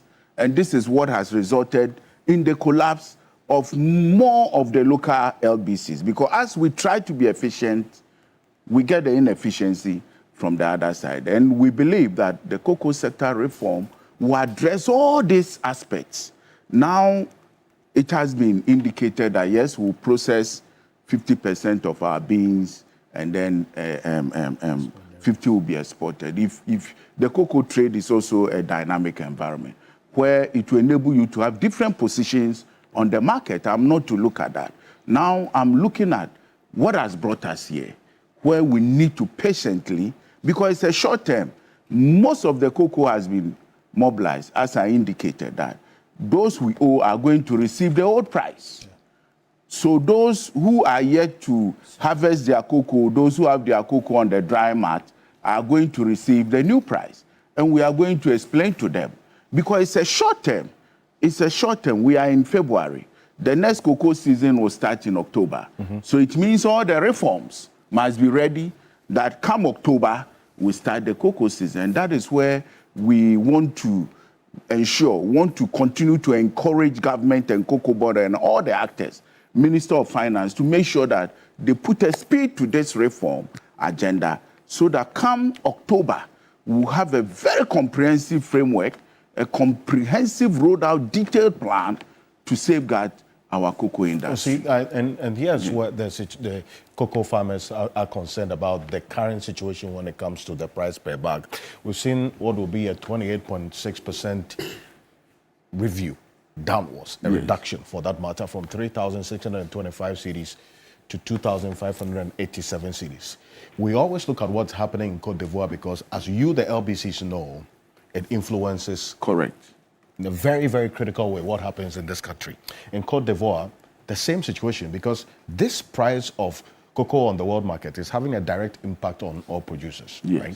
But this is it. This is what Cote d'Ivoire have done. We've all seen a 23 percentage point down reduction from 179,200 CFA to 145,690. If you convert it into cedis, there's a difference of just a little over 300 Ghana cedis, right? With what we have seen now. How much of a difference will this advantage that's Cote d'Ivoire has on Ghana have on the element of smuggling and so on? Because you deal with them. Yes. When you look at the price difference, that's 307 Ghana cedis. If you look at the economics of it, it's insignificant in the sense that Cocoa Board continues to provide the input support schemes to the farmers and provide a lot of things. Now in Cote d'Ivoire, yes, Cote d'Ivoire had 23, Ghana had 28. Cote d'Ivoire, most of the farms are plantations. So the kind of work that Cocoa Board does for smallholder farmers is not what Cote d'Ivoire does. And for smugglers, of course, smugglers are always smugglers. They will take advantage of that. But I believe that they shouldn't. Yes, this would. Yes, it will definitely discourage them. So when you look at Alfred, yes, you've blocked me. Sorry. When you look at the difference, that's what I'm saying. It's insignificant. because Cocoa Board is continuing to provide the support that the farmers need badly. And therefore, our appeal to the farmers is that this is a short, in fact, it's a very short term, because most of the cocoa has been mobilized by the LBCs. As Randy Abbey indicated, we are yet to be paid, and therefore we'll go back and pay the money, the cocoa we took before the announcement of the price. So if a farmer is delivering his cocoa after the announcement of the price, then he receives it. So we'll go back and make sure that we pay our farmers. Now, again, let me make the appeal that we have a short window. We are in February. Come October, we should have the new cocoa bill operationally in hand for us to start with, where the farmer will be protected, where the farmer will not get less than 70% of the terminal price, as the minister indicated. And then also where the LBCs will be relieved of the challenges we have been carrying all these years without making any noise. Have any of your members pre-financed the purchases of cocoa? No, I've been saying that we've been pre-financing for the past seven years, and okay, not this platform. So allow me. So viewers of this platform, the LBCs have been pre-financing the cocoa industry for the past 7 years, and it's unprecedented that in 2023-24, where we pre-financed the industry from loans from the bank, and it took more than 9 months for us to be paid. And when we wrote to Cocoa Board that, look, we are overstretched, we need some compensation, we wrote, we were never compensated. So I want the viewers to know that as Lansing's Cocoa Buyers Association, as I explain our work, we go to wherever a cocoa bean exists. Wherever a cocoa bean exists in the cocoa farming areas, whether there's road or no road, we make sure we buy the cocoa from the farmer, we bring it to our warehouses, we make sure the cocoa quality is maintained, we bag it, we move it to the nearest depot at the districts where you can load it onto a truck, we maintain the quality, we invite quality control company to come and do the grading and sealing. That doesn't end. It's also our responsibility that we guide this cocoa, transport it from wherever it is bought to either Kumasi, Tema, or Takrady. I see. One of the reforms that and I'm moving it into the reforms because we'll need to get into the next phase of it. The reform is that going forward, if these reforms kick in, the farmer will not get anything less than 70% of the terminal price. Correct. What's the difference between the terminal price and the FOB price? Yes, so we are yet to look at the test of the reform or the test of minister. So you could see that some of the publications look at FOB price, terminal price, and then we say terminal price. Now the FOB price is where you bring the cocoa to the port of Tema or the port of Takrady in simple man's language. Okay. So this is the cocoa I've brought. Then you look at the gross FOB where you bring the cocoa and then you add all the transport and other things to it. So that is it. But whatever will bring the 70%, the farmers will be better off. We are yet to see the test. We've requested that government should help us to also make sure we don't miss the boat with this reform. So we requested that we want to look at it, make an input. The minister has also assured us that when he tables it at Parliament, we'll get the opportunity to make the needed input so that we don't miss the boat. Now, let me also use this opportunity to indicate that the reform is very comprehensive, as the minister indicated, because the farmer will be better off. And then, as I indicated, it's a short term. It's a short term. Now we are even going to the light crop season, and therefore, after the light crop season, we go to the main crop season. Now, it is our responsibility to explain to our farmers. You can see from the graph that we have not treated our farmers very well. Now, it's our responsibility as LBCs. We have over 50,000 purchasing clerks that are in the various communities and hamlets of where these farmers are. We are together with them in this challenge. We need to explain to them that, look, together, let's make sure that we watch what is coming to us in October so that we don't miss the boat. There's no need to go to the street and demonstrate, and the time to watch will escape you. Now, this is the time to stay awake and make sure that whatever is going into the bill, we watch and make sure we analyze that. We redeem the word. We redeem our cocoa industry, as has been alluded by the panelists here, that a lot of cocoa farmers our grandparents were better off than current crop of cocoa farmers. So it is our appeal, and on behalf of our members, yes, we must say kudos to the Minister of Finance for taking that bold initiative to announce the reform. Okay. And all his team that are involved. So, hold on a bit for me on this, and still stay on the reforms. Zabento, I know there's some issues you want to quickly respond to, but one other reform going forward after that quick response is this part. Gentlemen, please. The approach of adding value to our beans, and now PBC comes into focus now. One of the reforms that the minister talked about is the revival or recapitalization of PBC and the Cocoa Process Company. PBC, where it finds itself now, is troubling, to say the least. In fact, the 2024, the High Court rulings allowing banks to seize the assets of PBC, including the head office. The head office has a court order has been granted for the head office of PBC to be seized over some 494 million Ghana cedis debt. Quite apart from that, we've seen this is the ADB. So as we speak, technically they don't have a head office if that court action is executed. What do we have to see? What do we have to see going forward? Quickly. We did some work maybe 10 or so years ago. See, when we talk, people say, hey, we are talking ideology. Hey, capitalists. Hey, we want everything to be collapsed. Hey, there is no reason why you have to put state money, and I call it poor people's money, into setting up an institution and put gentlemen wearing ties, buy them V8s, air-conditioned cars to run around back and forth, only for them to take the same poor people's money, make losses, okay, and collapse everything. There is no reason why.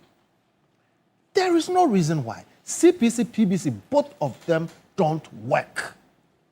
All right? In the meantime, there are Barry Calibo, there are almost 10 other cocoa processing companies in this country. No government money went into it. Private people set it up. They go and find their own cocoa. They deal with it. They export it. Indeed, we are aware, the work we did, that there was a time when they tried to buy the raw beans. Listen, the policy incoherence of it. We want to process our cocoa. Somebody comes and puts his private money in the cocoa, in processing facilities. Then when they go and try and buy the cocoa to come and process, pursuant to our national agenda to process cocoa, we don't give it to them. And guess who doesn't give it to them? Cocoa Board. Cocoa Board claims that there's forward sale, they need the beans because of syndication, etc. So Cocoa Board has cornered the beans, and the processing companies were not getting beans. We have set up our own CPC and PBC with our own money. People go to work every day, don't do anything, they run into losses. The point I'm making is this. When we talk, it's not because we hate people or we want things to be collapsed or whatever it is. Look, you have a situation where you have handed the cocoa industry to people who have no interests, okay, compared to the farmers themselves. Because they game the system and benefit, like Piakubi said, from getting the pesticides and whatever it is, those ancillary things is what makes them money. All right? Now, in a situation like that, you need to draw an existential line and say, if you are not adding, okay, if you are destroying value, then why do we need you? Meanwhile, we have a situation today, okay? There are people in the cocoa industry, leaders, chiefs, etc., who can organize themselves. They won't buy pesticides at 3 times the price.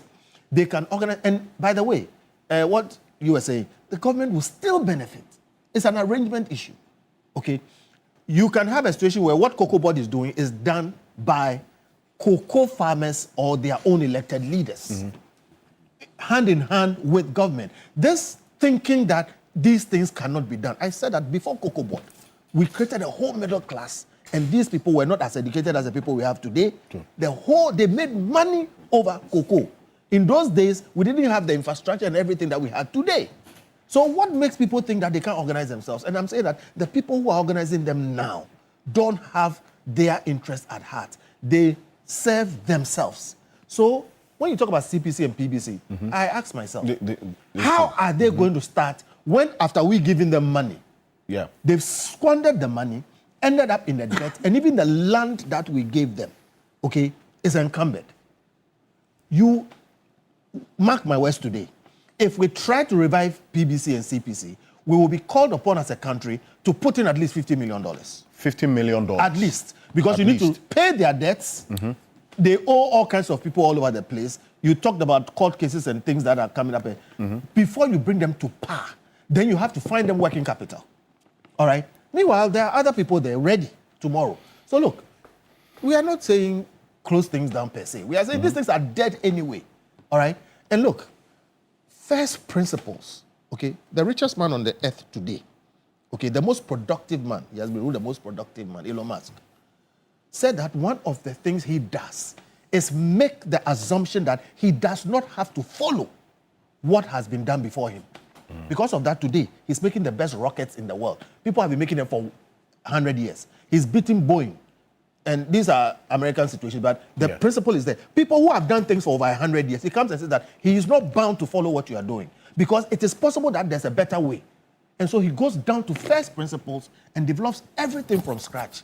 Why are we trying to follow a 70-year-old paradigm which has failed drastically, like it has failed catastrophically?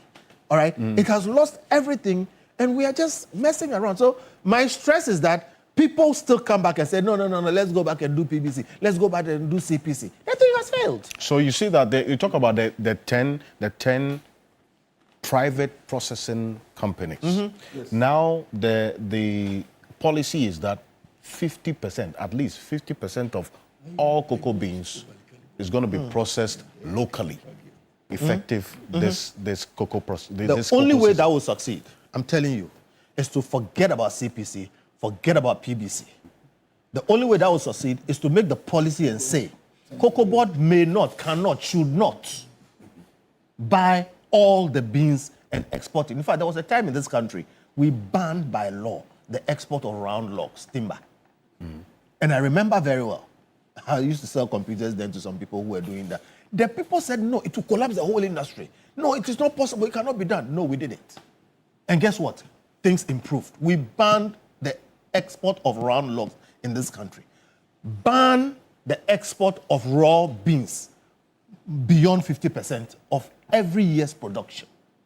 All right? What it means is that the beans will be there and then they'll be forced, there will be enough beans for the private people to process. I'm thinking in terms of Cocoa Board buying them. Right. Cocoa Board will now not be able to buy and say that we have done forward sales, we have taken syndication money, and so we cannot give you beans to deal with. So please, policy is important. Policy is strategy.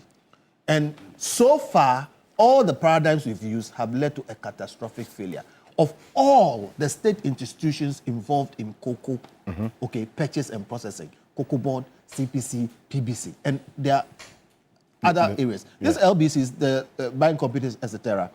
Check. The ones who are doing well have no government funding, etc. Okay? They are essentially private entities. If you leave the private sector alone, they will do far better than we are doing. And then government can still benefit by just connecting with them.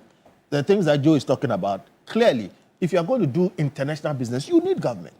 And with the right policy, etc., we can still link with these people. They are doing similar things with the oil marketing companies, for instance. So we won't lose the forest. It's just about thinking about strategy and doing what to do. But we cannot do the same things and expect a different result. I think that's basic and it's important. A fundamental point that you had, the reforms going forward. This is one of them. It is important for us to do a comparative analysis of the performance of CPC and Barikalibo, Cargill, and the rest. These are the private processing companies. In fact, I was part of the team. Yes, I brought Barikalibo. We had to go to Abidjan to talk to Barikalibo to relocate to Ghana. And indeed, we gave them concessions. And at some point, I even faced investigations because we gave land to Barikalibo for free. And the reason was that we needed Barikalibo's presence to negotiate the support from World Bank for the free zones. I see. So we had to make some concessions. This was in your capacity as what? I was then the acting chief executive of free zones. Perfect. And Kagel. And there was this young man who came to Ghana, having graduated from Harvard, Edmond Opoku. And I helped him put together a business plan. And he is operating now, pretty profitably. And this CPC was a company that I came to meet. It was already in production, but going down all the time. So if you, lack of beans, in fact, Barikalibo, they always had to come to free zone for us to support them in seeking beans to process. So it was always difficult for them to get the beans. Meanwhile, those who were given beans were also going down. You see, that is the irony. So I come to support the position that if we privatize the processing leg of the chain, I am sure that these people will be able to turn around the fortunes within the industry. But the government intervention is always that which... In CPC and PBC. CPC and PBC. You see, sometimes you go to CPC and you see a whole package, a whole lot. Why? We're distributing this to public officials. You mean the and you will get that one in chocolate Barikalibo. It will happen.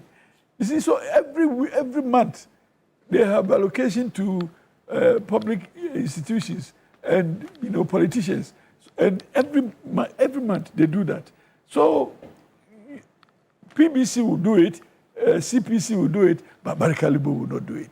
So sometimes government intervention how about also suppress their profits. So you deal with the government intervention, the matter of the mismanagement, instead of the proposal of just doing away with it, and rather focusing on getting the private sector to come in. Yes, that's what I'm saying. And again, ensuring that they have adequate supply of the beans so that they can also meet their orders outside. Okay. And indeed, when they export, they also bring in the revenue, and it comes to the forest. So one way of also improving the forest situation is to empower the local companies to come into processing and export and get the forex to support, our budgets. So the public sector institutions in processing are not doing well, for what I know. But the private sector companies are doing well. And I've told you also about this young man who just started. But you can also visit the enclave. Indeed. All of them are there. So you can visit them and see the production going on. And then compare it with CPC that is outside the enclave. But they are all also free zone companies. It will be a worthy exercise. And that's why you then put side by side the proposal of doing away with this CPC, PBC, because clearly you have to do a lot to get PBC back on its feet. In fact, the current status of PBC is troubling, right? We all know it is public knowledge, okay? Juxtapose that proposal of doing away with it and then also focusing on the private sector as against deal with these management issues, deal with the government and political interference, get it to be better managed, and then give it some of the beans to produce, and also have the private sector also, as it were, process some of the beans as well.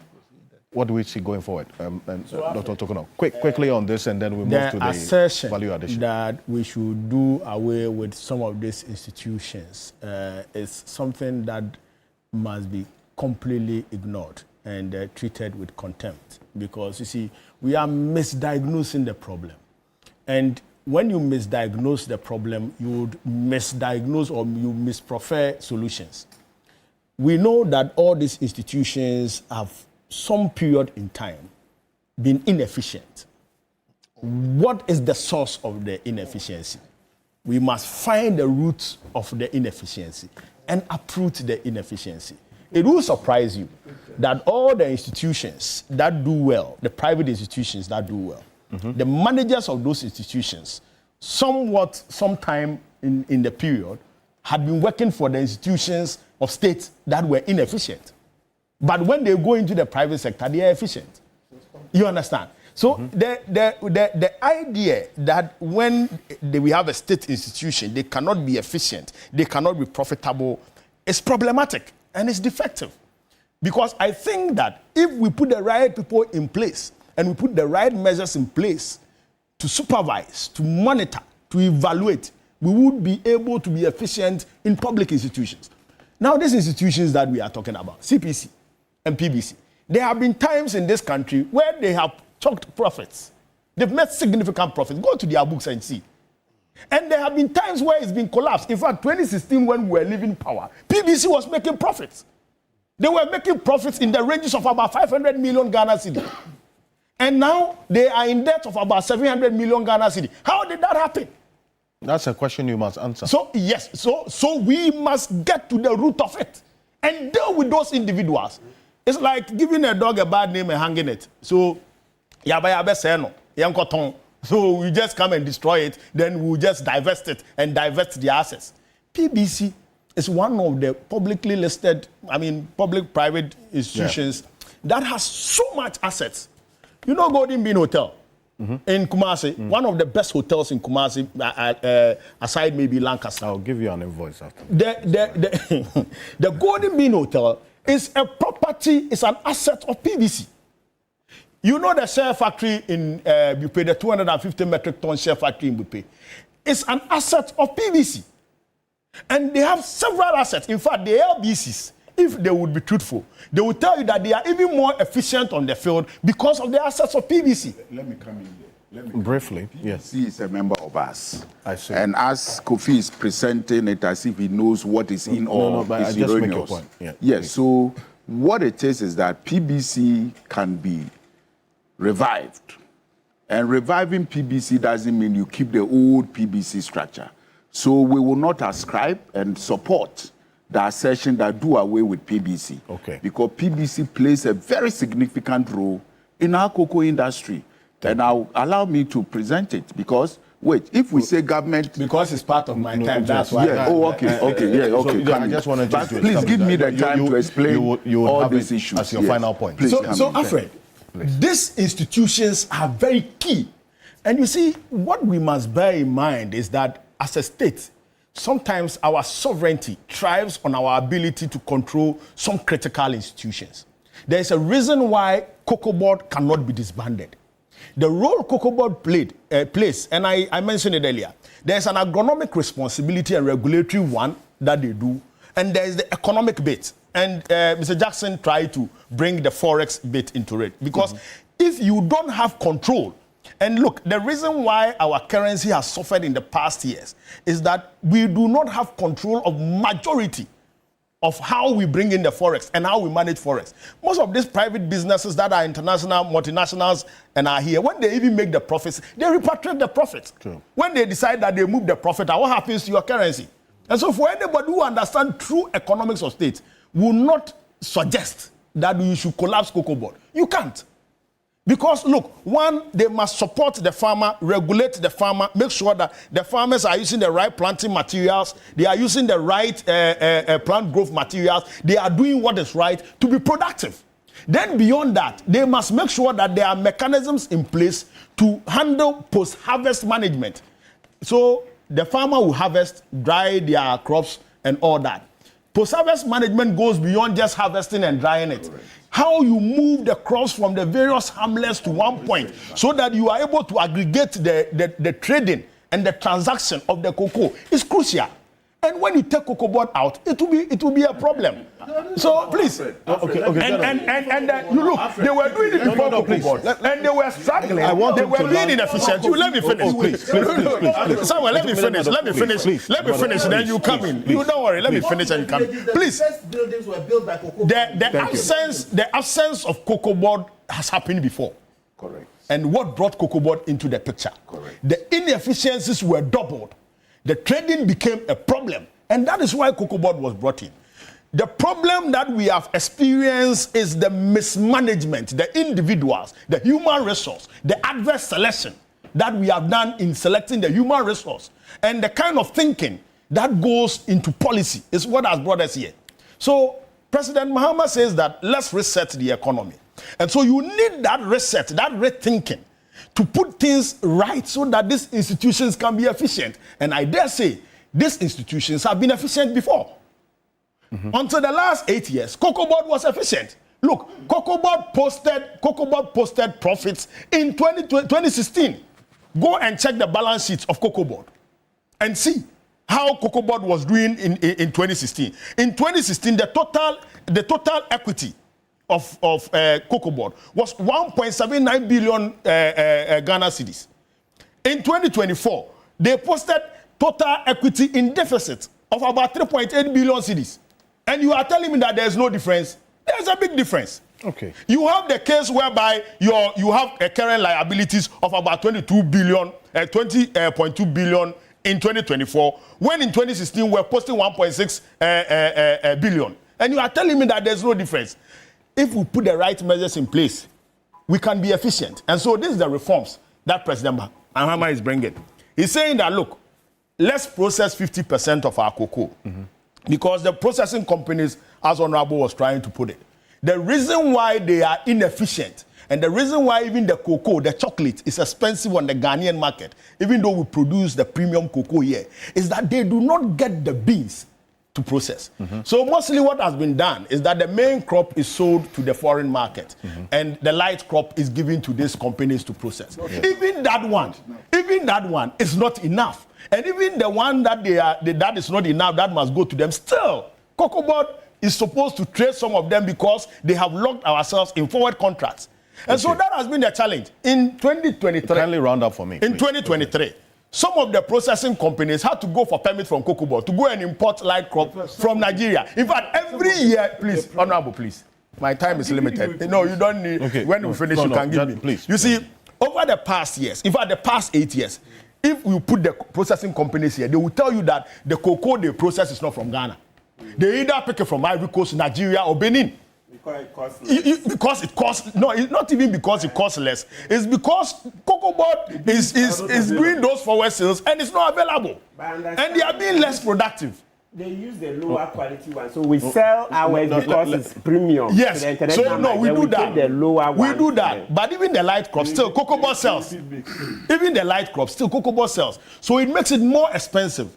Now, the reason why we must put the entire reform into perspective, the reason why it had become necessary to also even adjust the price to be commensurate with the FOB price at this crucial point when we are making the decision to get the local processing factories to boom their production was to make the price affordable enough so that if we are giving 50% to the local processors, they would be able to process that and add value. And Alfred, I mentioned earlier that even though Ghana and Cote d'Ivoire are producing 65% of the world's cocoa, we are earning less than 2% out of the 142 billion US dollars. That is the global value for cocoa. And you know why? Because we do not process. We do not add value. Right. So if we are processing 50% of our cocoa, that will mean that then we'll be tapping into the 142 billion global market and be making more and be able to export processed products onto the market. And there are standards that we can adjust.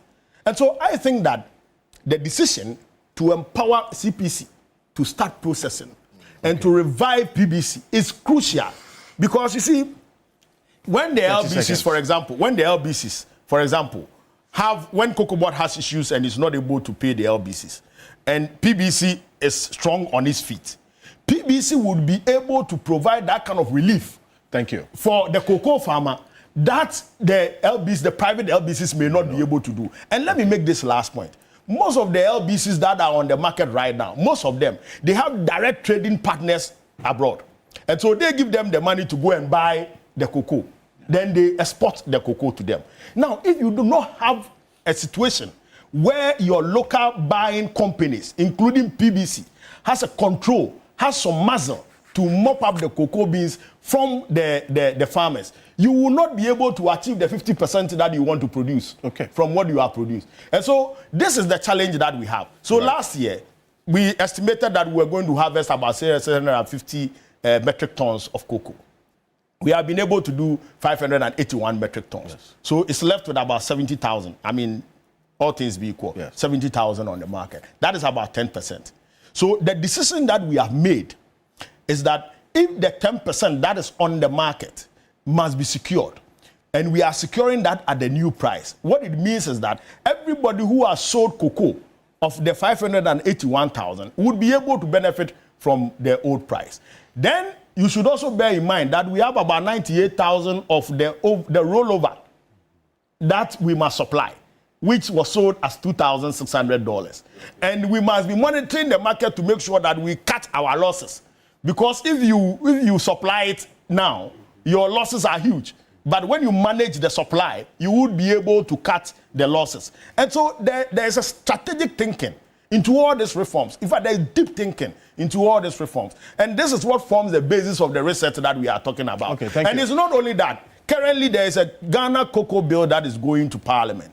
And the reforms that we are going to do with the cocoa board, in terms of the structure of cocoa board, how we have the various cocoa marketing company and Craig and all those institutions, and how we restructure them would be very key. I would have wanted Kofi Bentil and their lots to suggest that, for example, cocoa marketing company should be made an authority. Cocoa board should be. What no, I'm coming. So you enjoy this conversation. You enjoy this conversation. If you have time for me, you enjoy it. So cocoa board, for example, should be given the regulatory authority as an institution that deals with the agronomy and all that. Then the cocoa marketing company is empowered to deal with the issues of marketing and be able to deal with the inefficiencies in forecasting so that they will be able to make the right decisions and make sure that we do not make the losses that we have made in the past when you empower them. Because as it stands now, structurally, Cocoa Board is the umbrella institution. Cocoa marketing company, it's under Cocoa Board, directly managed by Cocoa Board. All those other institutions, including the quality control, the cocoa research, and they are all institutions on their own. And so let's look at devolving the structural arrangements. Just last week, Randy was explaining why. Please, Kofi, I have not invited you. Please, I have not invited you. I have not invited you. I have not invited you. I have not invited. I have not. Kofi, I have not invited you. So there was a statement by Randy last week when the MPP tried to make this mischievous accusation that when Cocoa Board is in crisis, they are buying vehicles for the institutions, and he said that look, the institutions have their various accounts and their various margins that they have to operate on. And they have made requests because they were lacking vehicles. And they have made requests to Cocoa Board to allow them to use those monies, which are margins that are used for assets, to buy those things. And it was not Cocoa Board that was buying those vehicles.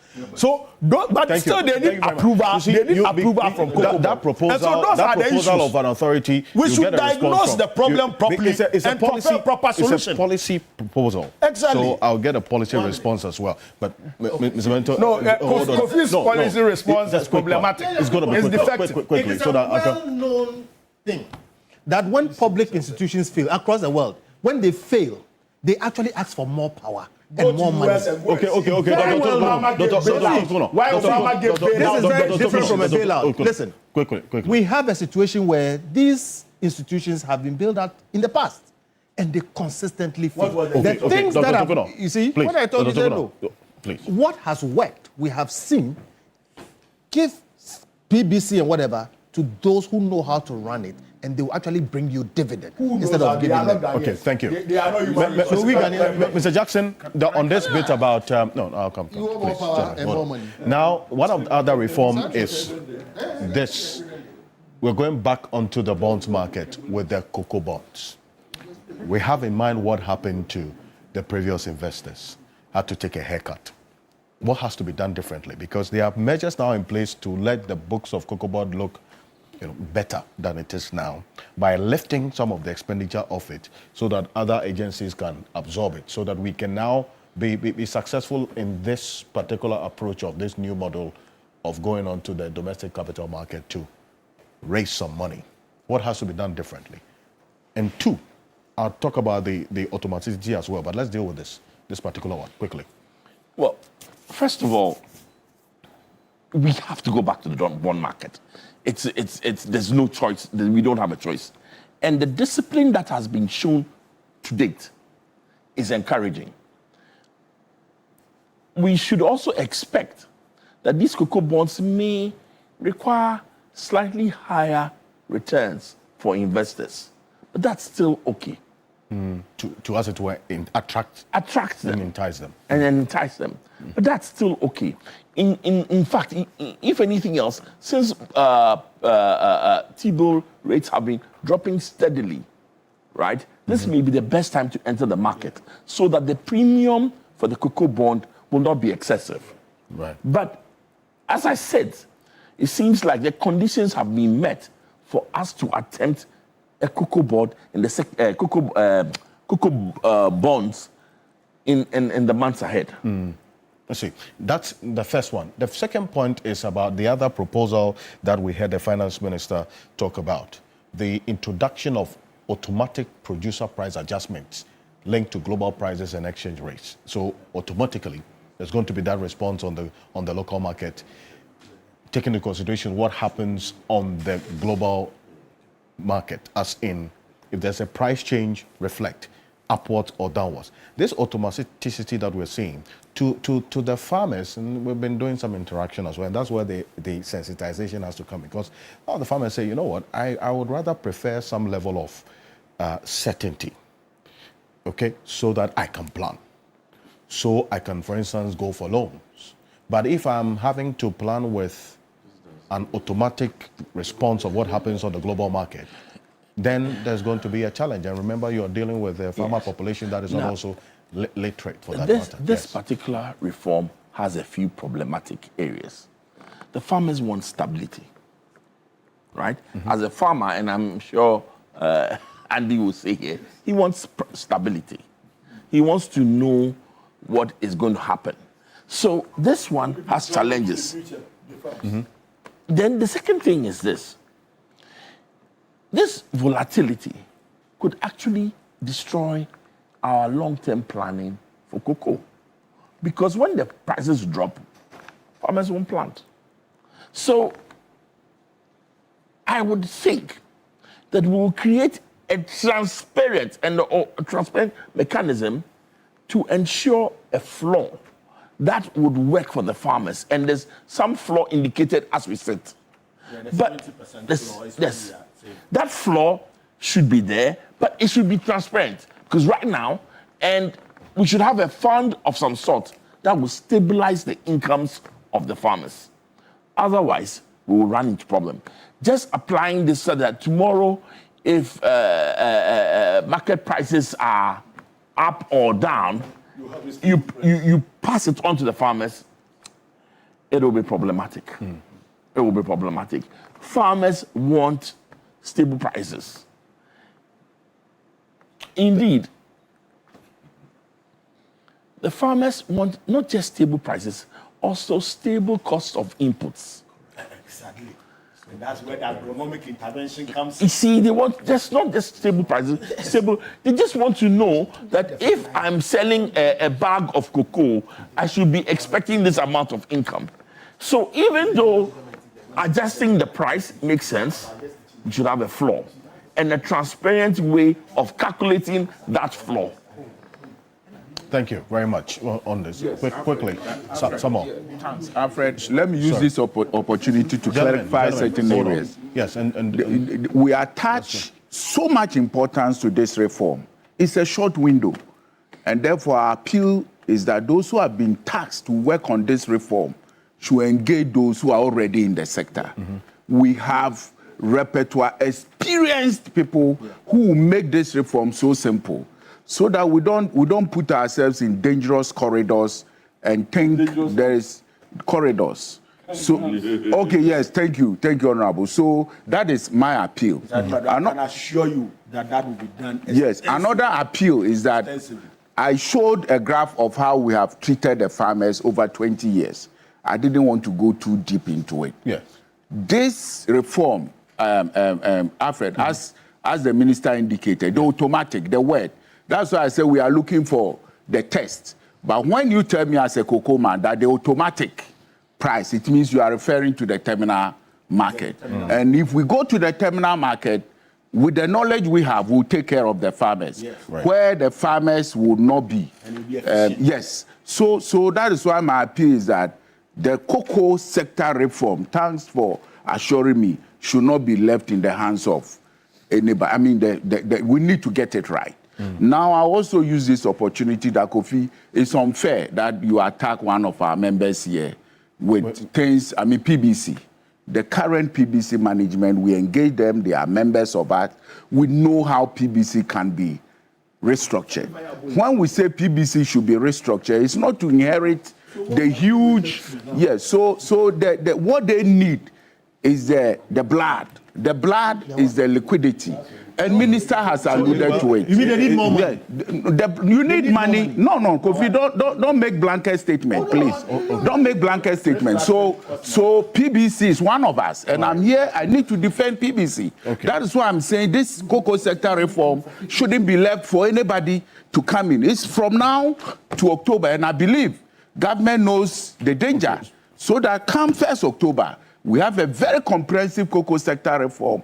Our partners in the processing sector will come in. Our multinational partners will make an input because we don't eat cocoa. We don't eat cocoa. Therefore, it is good for the cocoa economy. And the Ghana cocoa economy is not for only Ghanaians. If you talk to the global cocoa actors, they attach so much importance to Ghana that I don't want us to miss the boat, as I said. Now also to our farmers that, yes, we are with you. We are with you. Come next week, we will be in your hamlets to settle the debt that has been incurred that brought us to this table. And they will continue to mop up the cocoa that is left in your hamlets and the cocoa that you are drying. So that together we make a very effective, and as the minister said, never again should we go to yes, never again. Okay. Thank you, my brother. Thank you very much. I'll much people in a couple of minutes on this. In the end, see, the cocoa farmer wants his money, his or her money. Yeah. That is really the basic issue here. Yeah. How the money is going to be paid, and then also the sustainability of the interventions going forward, like this, for instance, is what we also engaged in. Because the farmer is asking questions about why I'm having to take something lower because of the situation like this. Yeah. How would that question be answered? I think, so we need to engage them more. We need to engage them more, and then we need to do more education. The farmers said that in the previous administration, for a period, they were not paid for 9 months. They didn't make noise. Yes, I heard the president say that in the previous administration, at a point, they were not paid for 9 months. 24. Yes. 23, Very good. They didn't make noise. They didn't make noise. So it tells you that some persons... But the fact that they are making noise now doesn't really... Yes, but it's to put it in context that so they are becoming more assertive. Okay. Yes, which we must accept. Yes. When you become more assertive, you get better leadership. Like we were saying last week that a JHS leader generally doesn't know much, will not be that assertive. Yeah. So it's the same point that the farmers have become savvier now and are becoming more assertive. So you're asking that, how do we deal with that? I'm saying education, education. You showed that even in Cote d'Ivoire, they also did what? Reduce the price. Look at it, projected. Cote d'Ivoire also reduce the price. So it tells you that... It's hitting everybody. Yes, it's hitting everybody. It's like how in the previous regime, everything was Russia-Ukraine. Russia-Ukraine was... selling at 3,500, 3,600. Thank you. Yes, so look at it. That's it there. Yes, so Cote d'Ivoire itself has reduced price. I know Cote d'Ivoire is way ahead of us, right? They do about 2 million metric tons to 2.3 metric. Yes. They do about 40-45%, and then Ghana does the rest to make up the 65%. So they are double our size. So they who make a lot more money, they also reduce the price. So perhaps if we engage the farmers more, did more of the education, they would accept, because, I mean, it's a futures market. And Martin, you know why they are more than us? It was a mismanagement and the decision, if you wrong decision made by Cocoa Boss. You take $350 million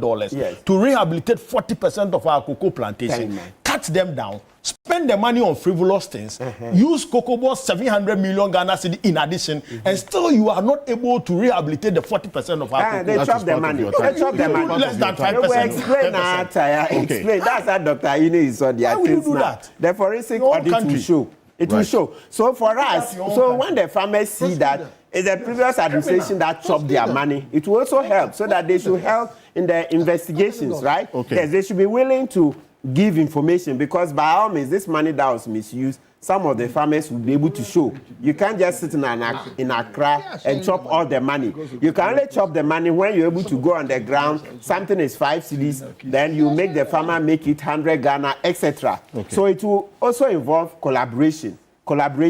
So when we put all these together, I'm sure the farmers are human. They understand that, listen, it's there's a world market forces that have brought prices down, and so we would need to do something. Because you see, you mentioned it, that at a point midstream, the finance minister had to increase the prices in order to make it competitive, right? So that tells you, so that point that, oh, when prices were high, they didn't see anything, then it means at that point it's cancelled out. When prices were high, government increased, right, to 51,000 per ton, right? And then eventually also increased what? 58,000 per ton. So that tells you that when the prices were good, we did something. So now, if prices have come down, it's normal. It's a futures market, right? Thank you. There's more of this you can find as we go on. We're putting out some data that you can follow. It's publicly verifiable. There's some information just coming through right now. There's the Accra convening that is taking place in Addis Ababa on the sidelines of the AU summit ongoing now. And just a few minutes ago, the President, John Dramani Mahama, addressed that Accra convening. I understand that they are following the conversation this morning here on Key Point. And he's just speaking about the issuance of the cocoa bonds, what I just asked about, and then the attempt to now raise money locally to purchase cocoa beans. And this is what the president has been talking about. Take a look. Just before I left, we have a crisis in our cocoa sector. We set a producer price for the farmer. At the time we set the price of cocoa on the international market was 7,200. We have a policy in Ghana where we give the farmer 70% of the world market price. The other 30% is used for administration, to supply fertilizers to the farmers, to provide scholarships for their children and all that kind of thing. The CD's value was 11.5 CDs to $1. After we set the producer price, the world market price has declined to 4,200. The CD has appreciated in value to 10.7 to the dollar. And so suddenly it means that for every ton you buy at the producer price, you have a gap. And so we'll be losing. And so we held a crisis meeting and we took decisions. And one of the major problems is that to buy cocoa from our own farmers, we rely on funding from outside. And you know what the collateral for the funding is, our own cocoa beans. And so you have to collateralize the beans to the financier, buy the beans and just ship them, and they pay you the international market price. So one of the key decisions we've taken is that we're going to stop foreign funding for the purchase of our cocoa. We are going to raise domestic bonds. We have enough CDs in Ghana to pay for our cocoa. We're going to raise domestic bonds, buy our own cocoa. We don't need to collateralize the beans. I know the interesting part. We have the capacity to process 400,000 tons of those beans, processing capacity in Ghana. But because the beans are collateralized, we cannot even allocate those beans to the local processors. We have to ship all the beans outside. Now, if we buy the beans ourselves, we can take 400,000 tons out of the beans and give to our local processors to add value. That is what the Accra research is about. Well, so this was just a few minutes ago in Addis Ababa on the sidelines of this. Thank you. The sidelines of this AU summit ongoing. The Accra research convening right now. And lastly and quickly, Honorable Apiakubi, quick finally on this, because you are the cocoa farmer amongst us as well. That's a quick. I'm sorry. Forgive me. I give him the last word. Please. I give him the last word. Please. Quickly. I think the farmers' interest must be paramount in all the discussions. And in all cases, we are always talking about the managers in the industry, and of course sometimes talk about the forest interest, but we also don't talk about the farmer's interest. And it is the farmer that sustains the whole industry. So it's important. And in fact, my good friend was talking about the LBCs. I will advise him to also look at the purchasing clerks. In fact, those of us in the industry, our major problems come from the purchasing clerks and the computation and the weighing and all that. There are serious problems there. So it must be a whole industry, interrogation for us to come to. And that is why Kofi Bentil's suggestion cannot work. That's exactly why it will work. Excuse me. Thank you very much. The people in charge of their Thank you very much. Just make sure that purchasing class don't cheat them. In most cases, people appointed into public positions, they disappoint the appointers. Okay. So we have to be careful when we are getting people into such positions. That is why I want to support Kofi when he says that let the interest holders also participate in the decision making, so that our destinies will be affected by the decisions. So the quality control. Thank you very much. Thank you. In the processing, gentlemen, thank you. Hold on.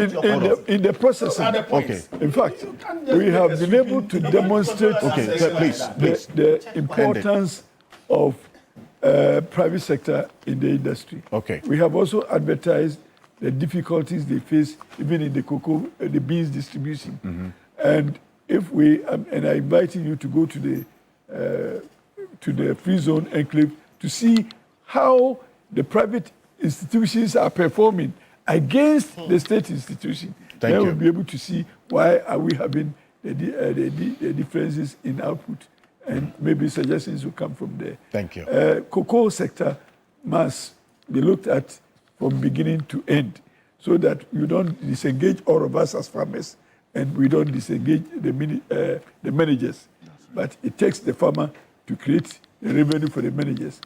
And on this occasion, I can also not understand why somebody as manager in the cocoa sector would want the cocoa institutions to increase their salaries whilst they decrease ours. So I want to wake up one morning to see the cocoa board has also given a 28% decrease in salaries, so that we all be at par, and then we all work together and we all fight together. Somebody cannot be enjoying. So you agree that this one is not a haircut? Thank you very much, gentlemen. This one is not a haircut. I want you to agree that this one is not a haircut. It is a haircut. It must be industry-wide. Thank you very much, Yoruba Diapiakobi. And at this point, I know that Mr. Joe Jackson will have to leave us. Thank you very much for joining us. Also, Samuel Adimado is the president of the Licensed Cocoa Buyers Association, very critical component in the entire chain of the cocoa sector, the LBCs. Gentlemen, thank you very much for joining us as well. It's been a two-part conversation talking about where we are now, and then also the second part of the reforms, where we intend to go. So if you've been following the discussion right from the beginning, this is the trajectory that we've been on. This is the Key Point on TV3. We're live on 3FM 92.7, also on TV3 Ghana on Facebook, and on DSTV channel 279, all across the world on 3news.com. Quite a number of your messages that we have received. This one here says, good morning. The measure introduced by government may be challenging, but they are necessary to address the difficulties inherited from the over the last 20 years, he says. And this one is coming from Emmanuel Gajikba in the Volta region. This one here also from Dr. Norte says, Kofi Bentil, the state... Okay, so let Kofi Bentil state those who did the fertilizer deals in the previous or any government, you say. Thank you very much.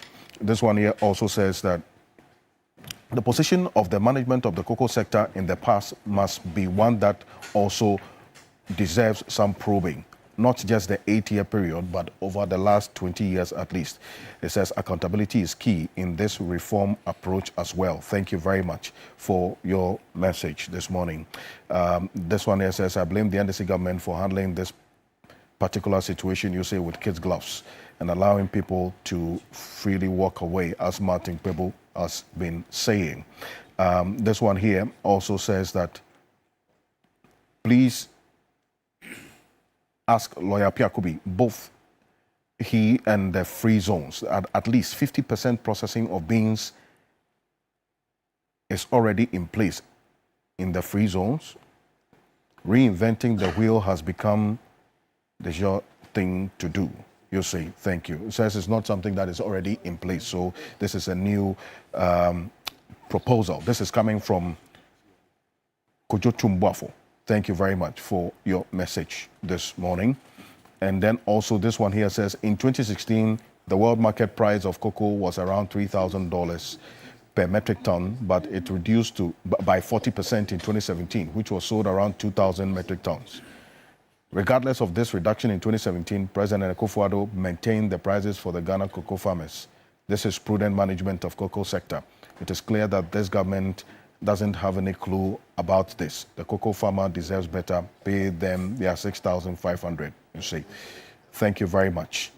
Kakre Samoa says, those saying the political aspect of the cocoa crisis should not be discussed are calling for the dismissal of the truth. Okay. Thank you very much for your message this morning. Quite a number of them coming through as well. I will be reading them as we go on. That this leads us to our next conversation.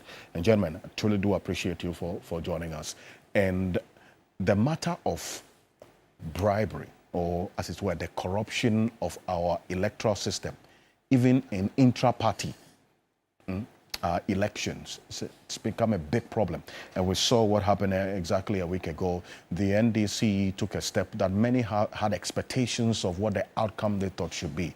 The party, after setting up the committee to investigate what happened, acknowledged some limitations. And they say that, yes, they admit that wrong was done, but then again, the actions to be taken is one that they are legally limited, and also the matter of timing as well. Let's take a listen to Fifi Fiavikwete, the General Secretary of the NDC. But on this note, let me also state that right after Fifi Kwete, Richard Ahiagba, who is the Director of Communications of the New Patriotic Party, is joining the panel right now, while Mr. Jackson and then also Mr. Ademado. Gentlemen, thank you so much for joining us. Let's take a listen to Fifi Kwete right now. The party now has been made a recommendation that we should have a 7-member committee that goes into a comprehensive proposal as to how we can resolve the issue. So clearly, opportunity is not lost at all. And what is worth doing is worth doing well. Because as I told you, it's a problem that has been here for decades. It's not just happening yesterday or 2 days ago. So if you want to tackle it, you must tackle it properly. You don't tackle it by using tokenism or simply trying to make people feel happy. When you do that, you behave like MPP that came across shouting all kinds of slogans, and at the end of the day, they left the country in total devastation because they were much more interested in the PR rather than solving the problem properly. We are interested in comprehensive reform that would absolutely deal a death blow to this problem once and for all. It's not just the PR we want to do it properly, because what the party now has been made a recommendation that we should have a 7-member committee that goes into a comprehensive proposal as to how we can resolve the issue. So clearly, opportunity is not lost at all. And what is worth doing is worth doing well. Because as I told you, it's a problem that has been here for decades. It's not just happening yesterday or 2 days ago. So if you want to tackle it, you must tackle it properly. You don't tackle it by using tokenism or simply trying to make people feel happy. When you do that, you behave like MPP that came across shouting all kinds of slogans, and at the end of the day, they left the country in total devastation because they were much more interested in the PR rather than solving the problem properly. We are interested in comprehensive reform that would absolutely deal a death blow to this problem once and for all. It's not the long and short of the report was this, that inappropriate conduct was exhibited by virtually almost all the candidates. Even though you cannot establish, because the candidates were clear that what they did was in light of motivating of delegates. We believe that was inappropriate. So in the light of that, the committee's report was to the effect that ideally we should have an annulment of the primaries. However, the committee also acknowledged that there are real obstacles that make it difficult for us to do that. One, The party's constitution does not have a provision for an annulment of election. 2, we are time bound because we need to be presenting a candidate by tomorrow. The party also wants to signal that we take into consideration the step taken by the president, and the president acted purely on the back of what happened on Saturday, allegations that he had. He asked for Baba Jama, who was High Commissioner in Nigeria, to be recalled. We think that that was actually appropriate by the president. We also want to urge the president that apart from Baba Jama, I think 2 of the candidates also are in positions of appointment. I think they are on various boards, and similar measures to be taken as well to just show that we as a party feel that anyone who was involved in this inappropriate conduct have to be punished once they are appointed by the government. We are going to do a comprehensive review of the whole processes that leads to our elections in our internal elections are concerned. So we are expanding the committee that was appointed. We are adding 4 more members to that committee to make a 7-member committee. And that 7-member committee will extensively come up with recommendations as to how we can once and for all deal with this, should I call it, canker, which has to do with anything that amounts to inappropriate conduct as far as elections are concerned. We are going to do a comprehensive review of the whole processes that leads to our elections in our internal elections are concerned. So we are expanding the committee that was appointed. We are adding 4 more members to that committee to make a 7-member committee. And that 7-member committee will extensively come up with recommendations as to how we can once and for all deal with this, should I call it, canker, which has to do with anything that amounts to inappropriate conduct as far as elections are concerned. Gentlemen, hold on, please. No. Okay, thank you. Welcome back. This is Key Point on TV3. We're live on 3FM 92.7.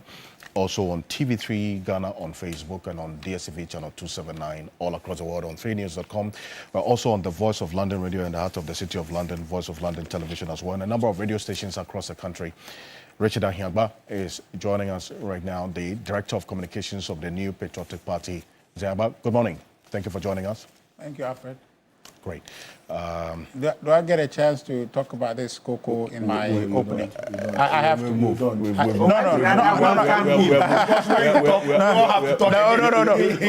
Okay. So just a bit. Your good friend wants to do something. So yes, what to welcome me back. After his sojourn in the wilderness, it's a very important son. We said, look, come. I said, let's continue the debate. He said, no. We are boycotting TV3. Now you've gone and frittered. Okay, so just so you know, these two very good friends. Opposition too looks good on him. Opposition looks good on him. What's that supposed to be? Yeah. Opposition looks good on you. What's that supposed to be? When they're affecting our lives, she said it looks good. Okay. All right. The price of rice has come down. The price of fuel. Everything is down. Everything is down. I'm sure for the first time your tank is full. Exactly. Is for another day. I promise you. Yes. We would have this living conversation. So, but Alfred, just a quick one. The conversation is that they cannot buy my cuckoo.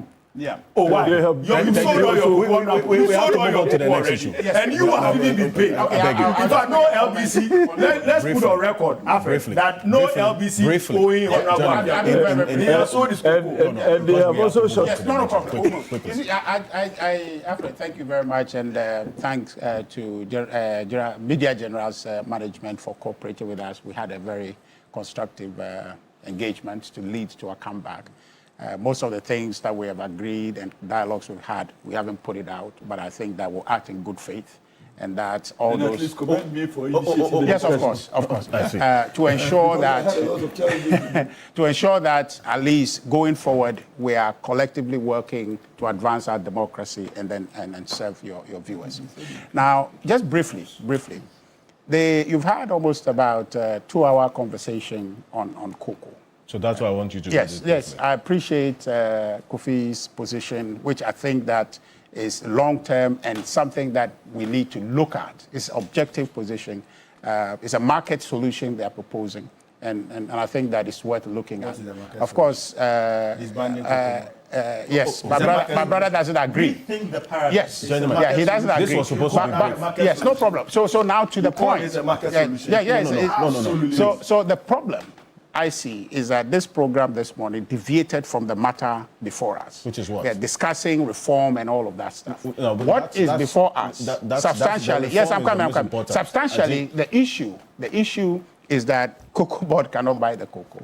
Their trading position has become difficult. Why? Because we have gone out there, artificially valued our currency, and there's empirical and theoretical basis to say that that leads to where we are.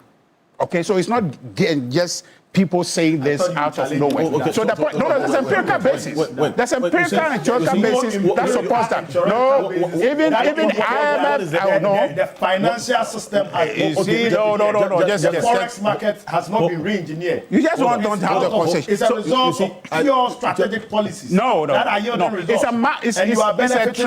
It's a trading position that you have run yourself into because your currency has been overvalued. Which is resulting, which is artificially. Well, please. What do you mean by the overvaluation of the currency? But the point is bringing a new topic. No.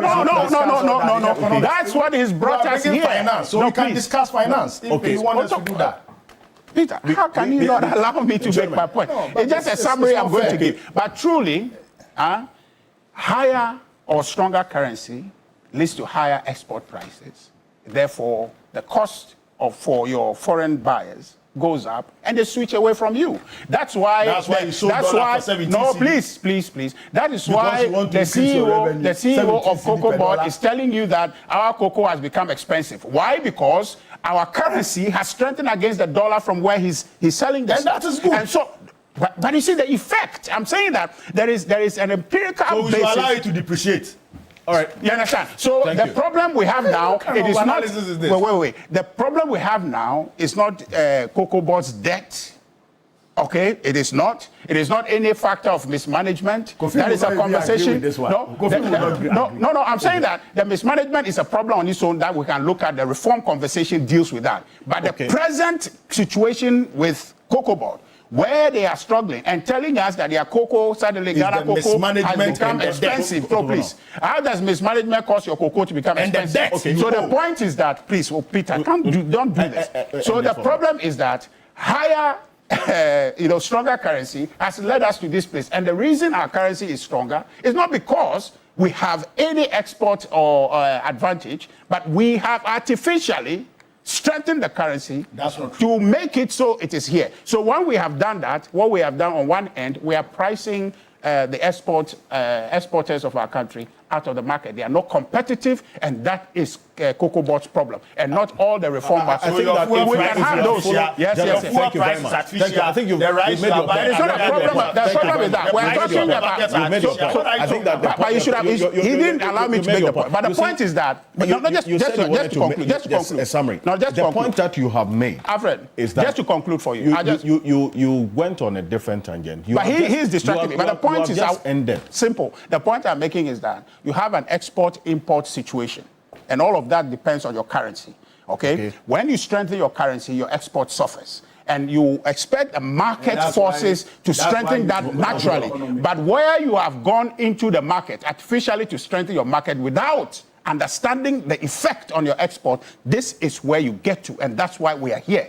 And nothing more. Well, if you follow the conversation right from the get-go, the financial aspect of things was actually discussed as well. So it's not a. But Peter obscured the conversation on the currency, the intervention they have made. You want us to have a discussion on that? All those angles of the conversation we've had over the last almost 2-hour period is relevant. It's important that we also look at it holistically, so that we know where we are going from here. I think it's important that we put out that point as well. But this issue of what happened exactly a week ago then dovetails into the concerns that I think, Kofi, the last time we talked about the elections and how other elements influence the outcome. this vote buying matter was discussed exactly a week ago, even before the elections. And then we saw what happened. It's a broader issue that the NDC sought to deal with the setting up of the committee, and then also the investigations that were conducted. Intentions were right, but the outcome had legal limitations. What could have been done differently? In terms of what? In terms of dealing with the actions of that internal politics to serve as a reference point and a deterrent to future, infractions as that. Are you saying, how do we stop vote buying? Essentially. We won't stop vote buying. We will not stop vote buying. The question is, how do you change the incentive structure such that people can be convinced to vote for this or that person based on different, considerations apart from simply receiving money? In a country that is predominantly poor, as we have seen, regardless of what people in Accra and the ruling elite say, people really are struggling. And there is a system that, whether by design or some sort of accident, has come up. We have a 4-year cycle, and the delegates will tell you straight up that they only see these guys once in 4 years. They only are able to demand things from them or extract things from them once in 4 years. There's a bit of selfishness to it, because if you're a delegate, you really shouldn't be thinking about yourself. But there's a real politic on the ground. And they'll tell you that, look, after this time, there's nothing I can say to this guy that will make him give me anything. Even if I want to, I call him, he won't even pick up. All right, so it's their cocoa season, they do that. And it's not going to stop unless we shift the paradigms. And what people are trying to say is that let everybody vote. And if everybody votes, maybe that is going to stop it. Yes, that is likely to, at least reduce it. But it will not stop it, okay? You'd be surprised that in the US, where they have had a democracy for 250 years or so, they still vote by in one way or the other. Okay, so I'm not saying it's good. What I'm saying is that politics is the trading of incentives ultimately. The thing is, what incentives? If we brought our people to a certain point where the 20 cities he would take is not as useful to him as the road that he's going to use to go to his house or the school his children will, attend. Yeah. These things are useful to them, but at the end of the day, the pressures make them take the 20 cities or whatever it is. I have seen the efforts about making sure everybody votes so that we can stop vote buying. Yes. It won't stop vote buying, that is one. And two, those efforts themselves even when we expand premature. The voting population? It won't stop it. It will just shift it to something else. It can actually make it worse. And those efforts, laudable as their intentions are, I think, misplaced. See, when you say delegates should be changed and let everybody else vote in the interest of democracy, you are making it sound as if using delegates is not democracy. Democracy is not equal to universal adult suffrage. Democracy is not equal to everybody voting. In fact, the people who taught us universal adult suffrage, one man, one vote, they don't practice it. All right? In the UK, they changed 5 prime ministers without going for an election. In the US, they use an electoral college. In Europe, they use a coalition system. All right? Hitler never won a popular vote. Okay, my point is this. Delegates themselves are also a form of democracy. You can have electors.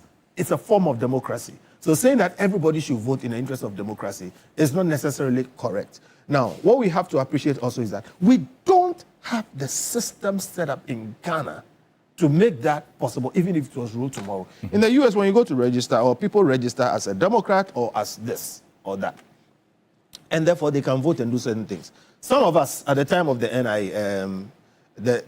Ghana card, okay, we said one of the things that we should purpose the Ghana card for is elections. Because it's an agnostic card. It's not done for anything in particular. So you are not likely to change your age there. Because you don't know what you will need it for. So you will speak the truth about it. Now, when you are 18, your Ghana card can tell the machine that you are 18. So there will be no need for anything. If your polling station is put on it somehow, fine. Then you can even put your party on it if you want. Or some other things. But I'm saying, if you want everybody to go and vote in primaries, systems have to be set up to make that possible. Otherwise, today, if Otokuno is standing for president in NDC, and MPP people want to thwart his nomination, they all go and vote against him. What stops them?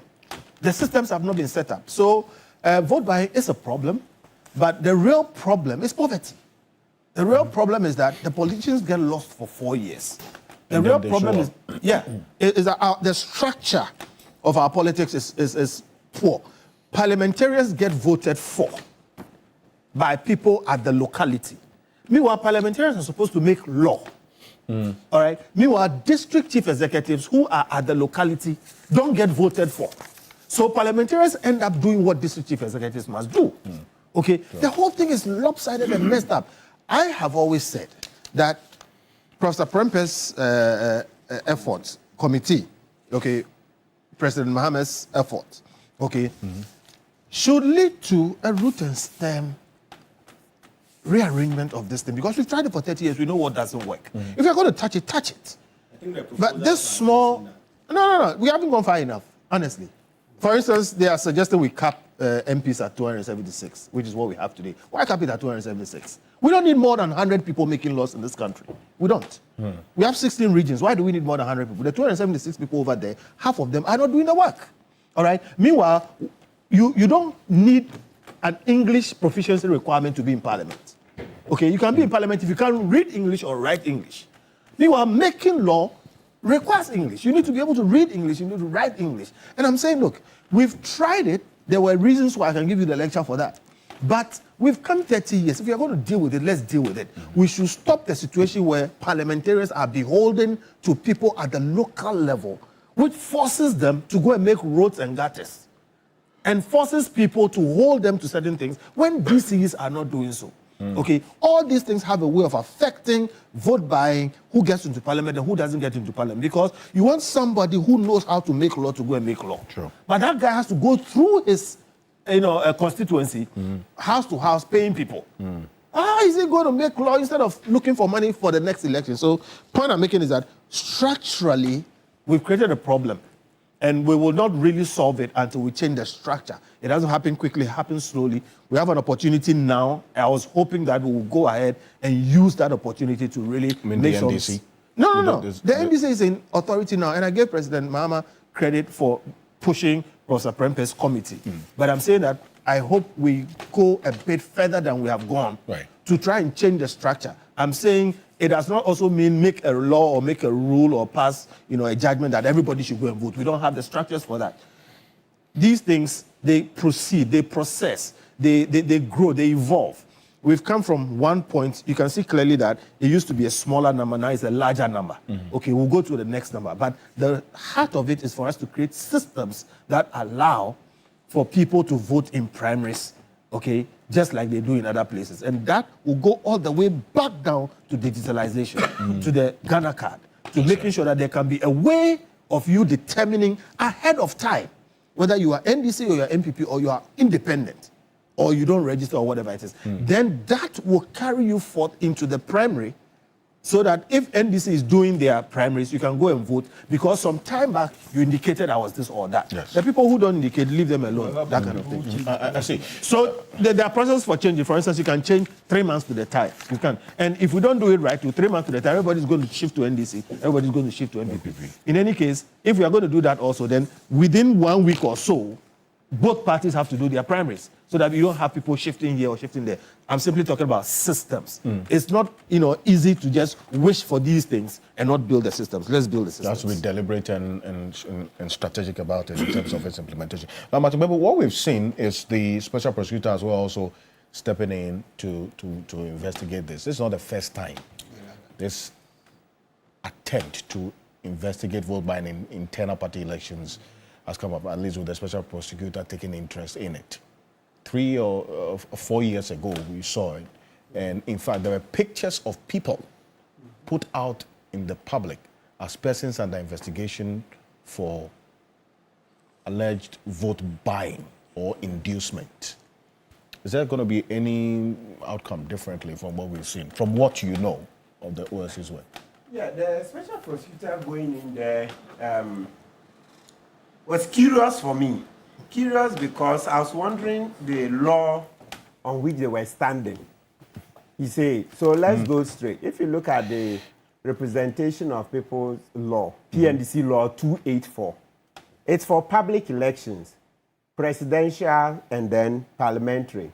But somehow we're lucky that when the special prosecutor took on the Safo Kantanka case, somewhere near Kumasi, is there, just thereabout.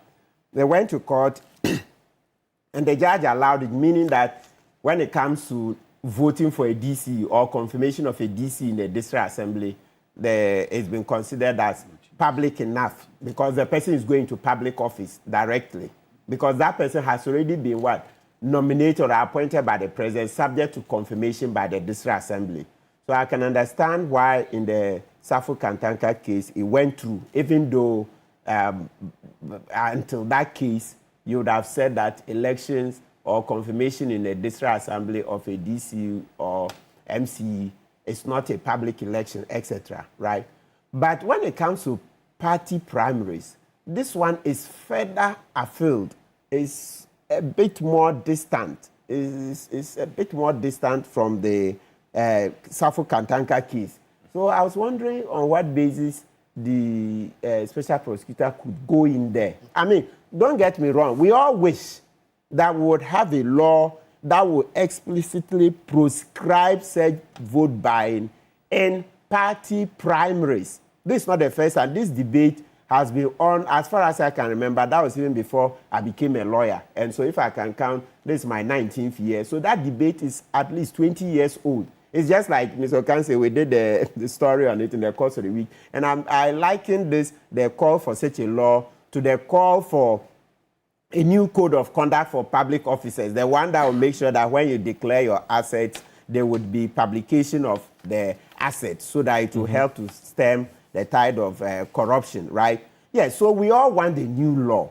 That would help because remember that Article 19, Clause 11 of our Constitution says that nothing is a crime unless it's been expressly provided for under the law, blah, blah, blah, punishment, etc.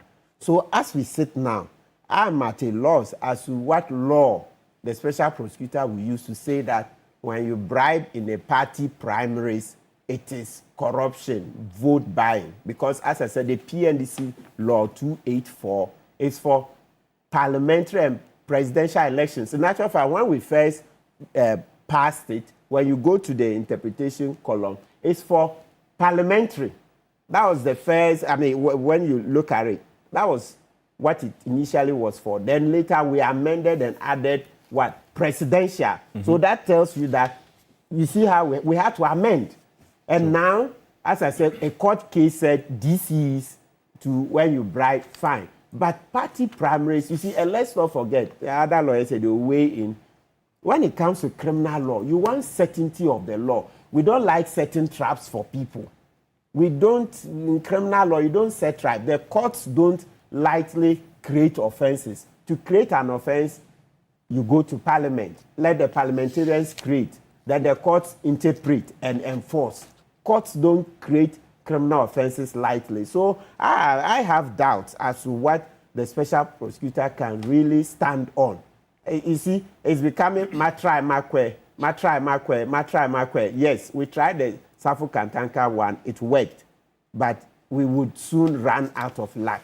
Why don't we pass it? A debate that's gone on for 20 years. So are we saying that all the lawyers who have waited, and I'm sure a lot have died, and other citizens for 20 years, we didn't know that we could stretch PNDC law 284 to cover party primaries whilst we're making these arguments for at least 20 years? Are we saying that the whole country, all the big lawyers, for the past 20 years, and PNDC law 284 is a PNDC law, so before 1992, it's been there. We used it, for the district assembly elections as part of the decentralization reforms, etc., right? So are we saying that no lawyer saw that, oh, you can stretch that law to cover party primaries? Is that what we are saying? Over all these decades, no lawyer saw that we could stretch it. So there's a limit to which we can stretch. Why don't we pass a law simply to cater for what we have on our hands, party primaries?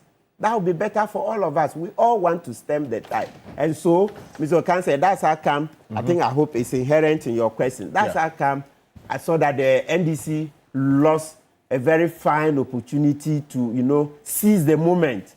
When Ayarga and Co. gave that beautiful statement from Parliament that no, they want an annulment. NDC should have annulled the result. You think they could have done something different? Yes. Oh, absolutely. This U-turn. Yeah. I was shocked. I was like, you've taken the high moral stand. IRG's statement, the majority caucus said they want an annulment. The party, NDC, should have granted them, annul it, ban all of those candidates, bring fresh candidates. In any event, you have an overwhelming majority in parliament. You have 2/3. You have 2/3. So on an occasion where you have 2/3, you are not willing to it's not even sacrifice. Who says if they brought any other candidate, they would have lost? But in any event, even if they were to lose that election, it's insignificant. So the NDC lost a fine opportunity to really stamp that authority. I was like, hey, is that the beginning of the decline?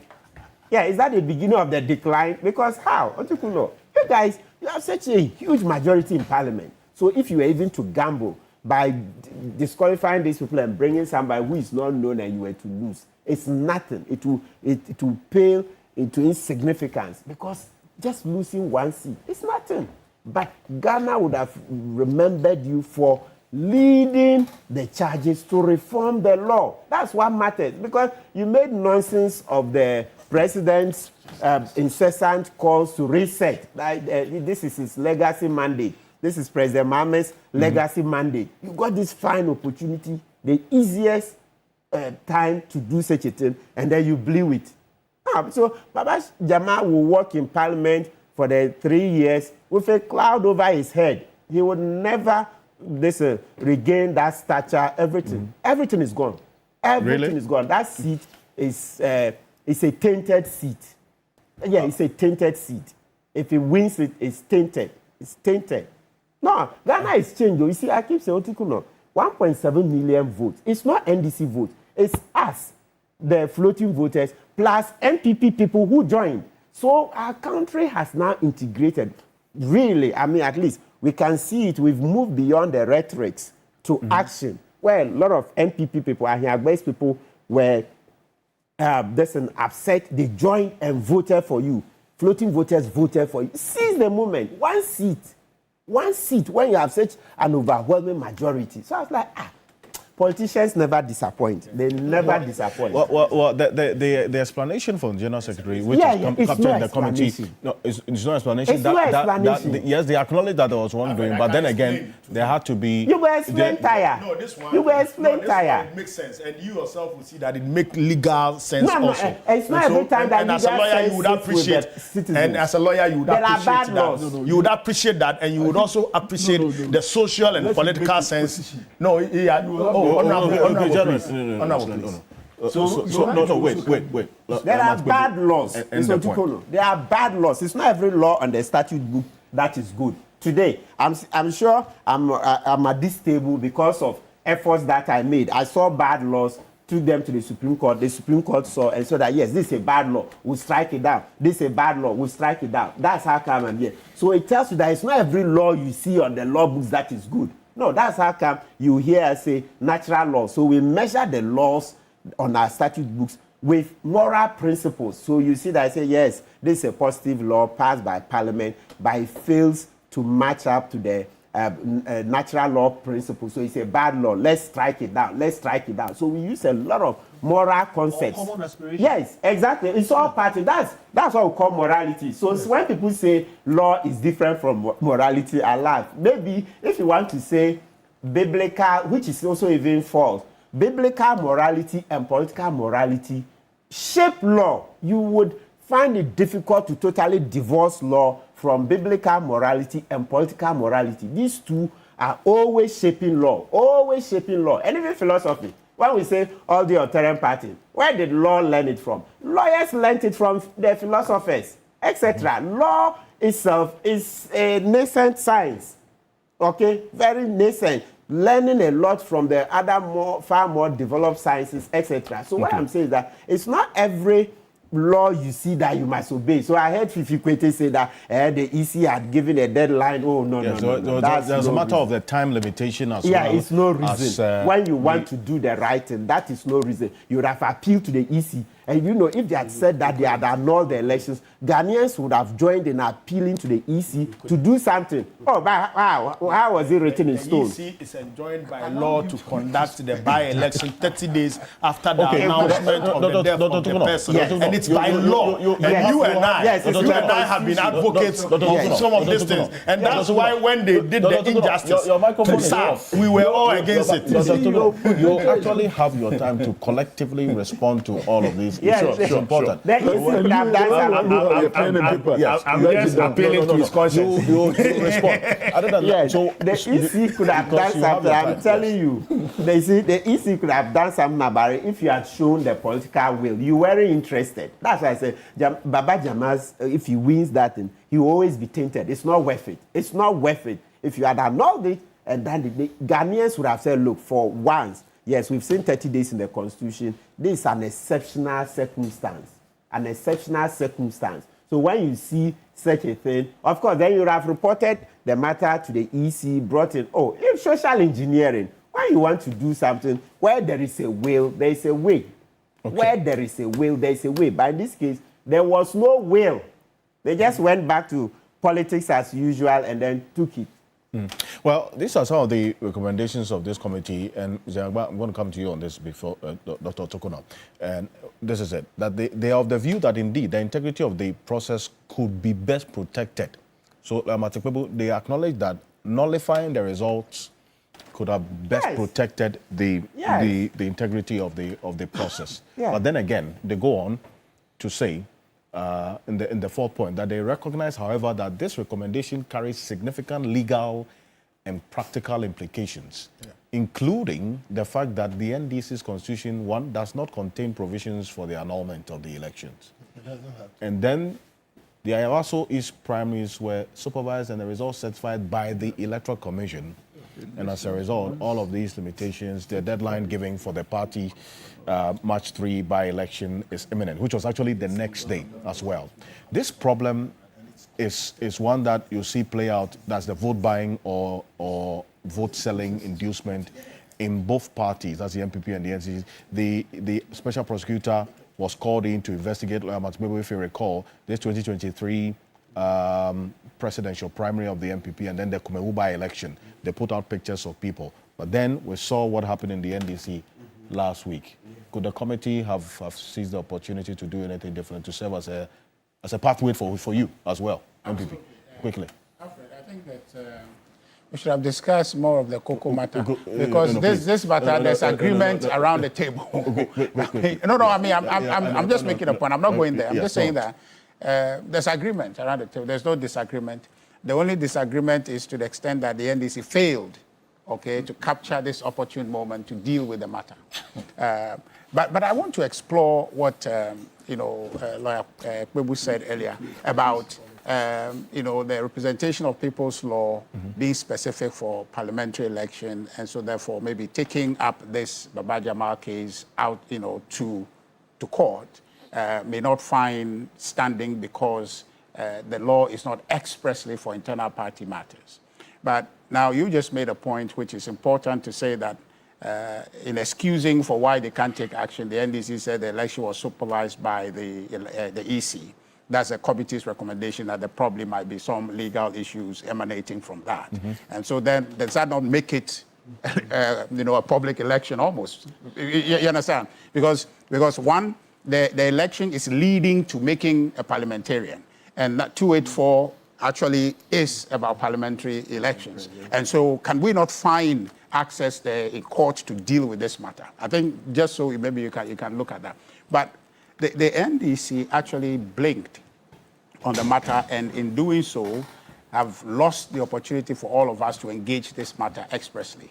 All across along the table here, people will agree with you. I think that it dilutes our democracy. The impact of these, money and gift giving to influence people. And the law was express. It says that anybody who does that commits an act of bribery.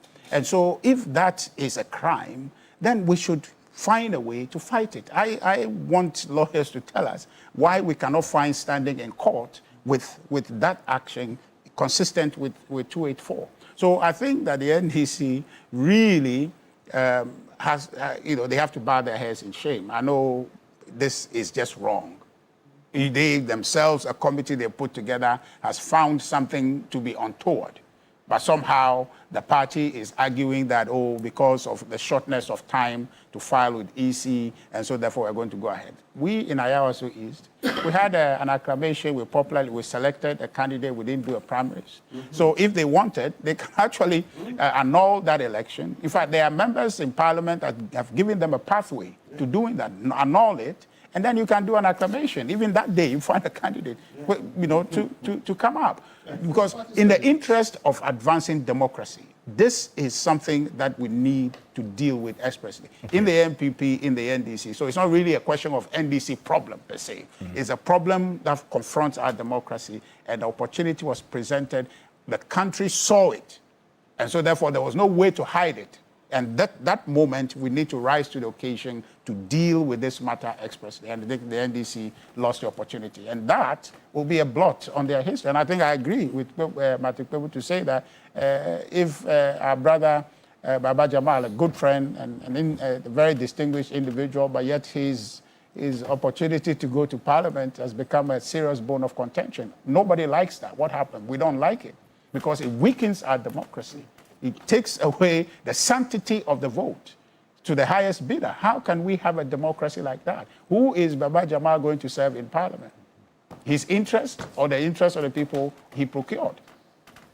So that's a challenge, and I think that they've let the country down. Okay. Dr. Tukono, the lot falls on you. So, in all the issues that have been raised. Alfred, I have been totally gobsmacked by the presentation of Anyagba. And the reason why I'm gobsmacked, if you look at us politicians and our elections and what has gone on in our elections, the MPP just left their presidential primaries just before we went into the parliamentary primaries at Ayawaso East. And I'm sorry, now you're wearing the hat of your Deputy General Secretary. You said? You're wearing the hat, your of my former Deputy General Secretary. I'm a former Deputy General Secretary, but I'm the Director of in the party relations. I'm a party executive, actually. Now, I'm totally shocked because for anybody in the MPP to make the claim that we blinked on this matter and we have lost an opportunity to make a statement, smacks of what you may want to describe as stratospheric levels of hypocrisy, if you want, because they just finished their elections in the presidential primaries, and TV3, you had videos interviewing delegates who were saying that, they have collected Kennedy, and all those things. They were displaying them all over the place. So there you were sleeping or you were blinking. What were you doing? Couldn't you have cancelled the presidential primaries? Or it doesn't apply to your presidential primaries. In this country, we have seen parliamentary primaries where Uber cars have been distributed under the MPP. Motorbikes distributed. Aboboya distributed. And we have seen the videos, we have seen images on them. I think Central Region also, that was where they distributed the Uber cars. No, please, don't start. Okay. Don't start. Okay. You see, if you want equity, you come with clear hands. And you are telling us that we are blinked on an opportunity. But you have slept on an opportunity. Numerous opportunities, plenty of them. And you slept on them. So you lack the moral authority, the moral temerity to even complain about this matter and make statements like we are blinked, we missed an opportunity, blah, blah, blah. Having said that, Alfred, we all know that the issue of vote buying is a problem of democracy, and Kofi couldn't have put it any better. When you have democracy, you have vote buying. It is only in an authoritarian system where you have a traditional or royal leadership where you don't have vote buying. Even that one, people lobby and get families to support them. But in a democracy, irrespective of the structure of the democracy, you have vote buying. So far as there would be a need for people to put their minds together to make a decision on somebody, there will be some form of vote buying. And so let's look at our system. So we have the delegate system. I have my own issues with the delegate system. And I believe that we can do better. And that is why in 2015, when I was part of the executives of the NDC, we decided to change the route to eliminate, in fact, you can't eliminate, but reduce the vote buying in our internal elections. So we said that, look, let's do universal adult suffrage, so that in the election of our parliamentary candidates and presidential candidates, every single member should vote. We did a registration, we registered over 2 million to 2.5 million people who participated in our 2015 primaries. Now, we realized that there were some inefficiencies in the system. So subsequently, we had to change that. But even in doing that, we still expanded our delegate system. And now about 380,000 people are voting in our elections. The MPP have about a little, later they learned from us. They expanded and they are doing over 200. But we are doing 380,000. So we as a party, by principle, by philosophy, by our standing, we shrine against this idea of vote buying. And we have put measures in place, developed the party in a manner that we are able to reduce the vote buying. But this is just one instance that came out. And I am very proud of our party. I'm very proud of our president. Immediately the news broke out. The first action, the president didn't even sleep for hours. He recalled the person in question. That was going to be an eventual outcome. You call this blinking. No, please. Okay, hold on. You call this blinking on the matter when the president has acted on the spot. That is not blinking for me. You will not get this under Akufo-Addo. Can you get this under Akufo? We saw President Akufo-Addo in this country. Will you get this under President Akufo-Addo? Even in the glaring face of criminal offenses, he was clearing people. How did he get the name the clearing agent? He was clearing everything, including instances like this, which were obvious. There are CEOs who were paying people. You had a sitting controller and accountant general go contest election, pay people openly, and still come back and take his job. What was Akufo-Addo doing? Sleeping or blinking? And so let's not go there. There is an issue at hand, and we have constraints. And we have to take the decisions based on the constraints available. And so the party said, quickly, immediately the issue happened. Just even before the president will relieve the person, we issued a statement and set up a 3-member committee. The premise was still in session. They had not ended when we issued the statement. You call this blinking? We acted on the spot. Never in the history of this country have we had any political party that has acted with such speed in a matter that involves the political party or in a matter that involves vote buying. It has never happened. Never in this country. So we set out the committee before the primaries ended. The committee did their work. We were supposed to file nominations with the EC on Wednesday.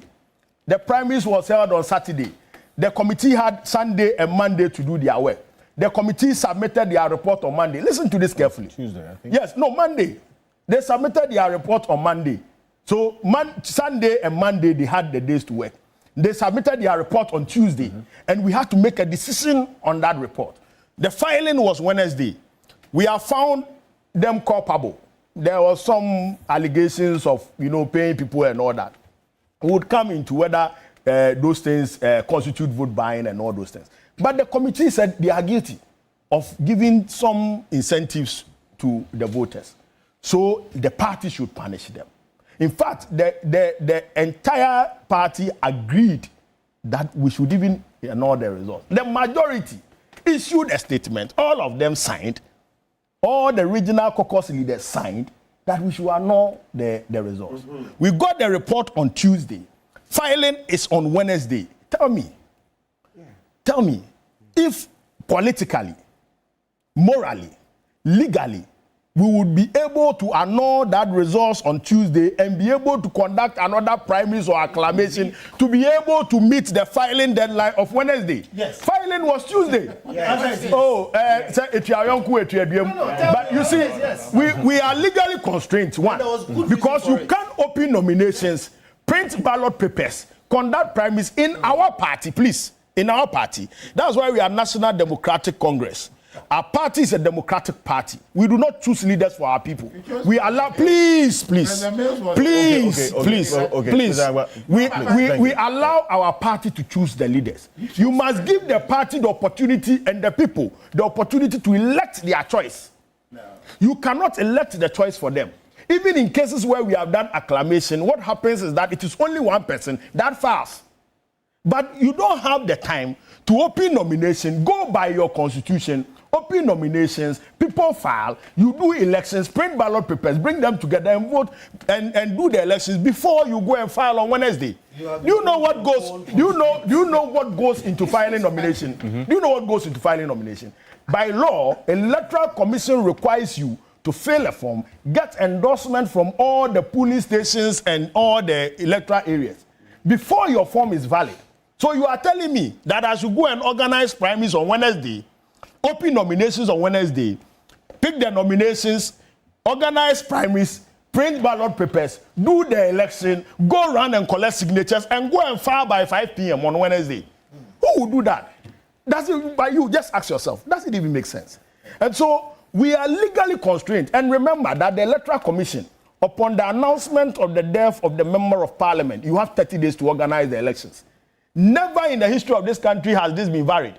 And if the Electoral Commission want to vary it, they would have to go to court for court to grant them the permission to vary it.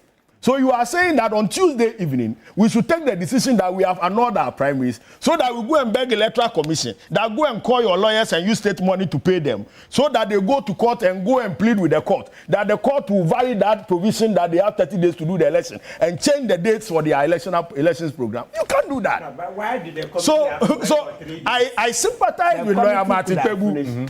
I sympathize with this position. And obviously, this would have been the ideal position that the NDC would have loved to play. Because from the actions that we have shown, we've shown goodwill. President took the decision immediately to withdraw him. Party within the primaries issued a statement. We formed the committee. We have shown goodwill. And never in this country has that been done. Obviously, you should grant us that modicum. That Saturday night, you could have finished the committee work. No, Martin, Saturday, you could have finished. Grant us that 24-hour sitting.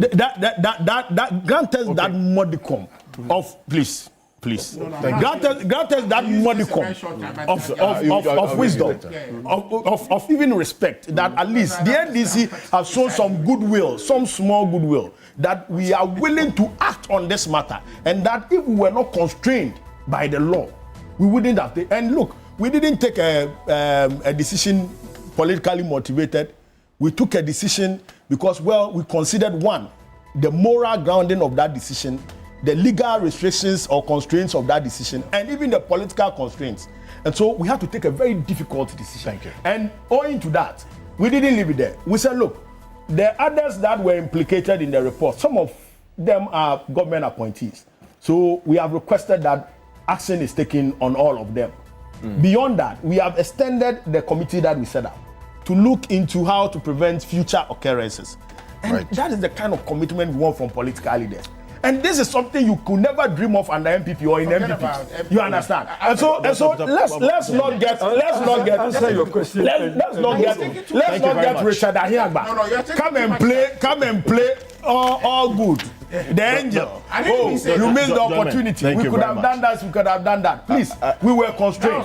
And given the opportunity, I believe that all our reforms as a nation, our constitutional review, as much as possible, should take into consideration the need to put measures in place to eliminate this act of vote buying. Thank you. Otherwise, all of us, some point in time, including Richard Ahiagba, could be victims of vote buying. Because there may be times where you don't have money and your opponent has money more than you. He will buy the vote. Dr. Peter Boano, thank you. We'll be back shortly after this quick break. Stay with us.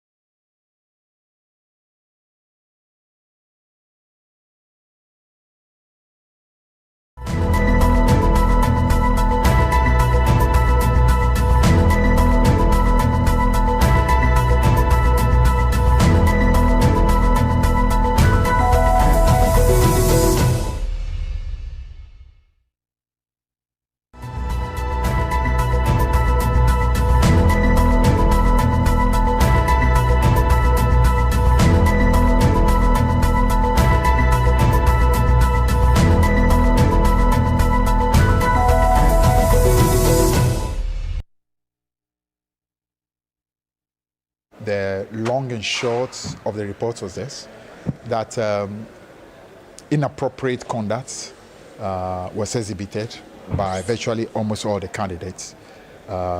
Even though you cannot establish, because the candidates were clear that what they did was in light of motivating of delegates. We believe that that was inappropriate. So in the light of that, the committee's report was to the effect that ideally we should have an annulment of the primaries. However, the committee also acknowledged that there are real obstacles that make it difficult for us to do that. One, the party's constitution does not have a provision for an annulment of election. Two, we are time-bound because we need to be presenting a candidate by tomorrow. The party also wants to signal that we take into consideration the step taken by the president, and the president acted purely on the back of what happened on Saturday, allegation that he had. He asked for Baba Jama, who was High Commissioner in Nigeria, to be recalled. We think that that was actually appropriate by the president. We also want to urge the president that apart from Baba Jamal, I think two other of the candidates also are in positions of appointment. I think they are on various boards, and similar measures to be taken as well to just show that we as a party feel that anyone who was involved in this inappropriate conduct have to be punished once they are appointed by the government. We are going to do a comprehensive review of the whole processes that leads to our elections in our internal elections are concerned. So we are expanding the committee that was appointed. We are adding 4 more members to that committee to make a 7-member committee. And that 7-member committee will extensively come up with recommendations as to how we can once and for all deal with this, should I call it, canker, which has to do with anything that amounts to inappropriate conduct as far as elections are concerned. Welcome back to Key Point on TV3. We're live on 3FM 92.7. Nana Kwame Asante says, please, Andy Apiakubi was a victim of vote buying. He should share his experience on what happened, and we'll all get to know that we have a long way to go when it comes to sanitizing our democracy, internally and externally. Apiakubi, yes, is it true? Oh, well, yes, it's true. In fact, there was even an occasion that I gave an interview after our primaries, and I mentioned that if this is the way we are going, I will not contest any elections.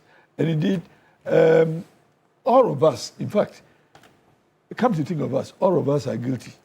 We have all participated in this thing we're doing. Including you? Including me, why not?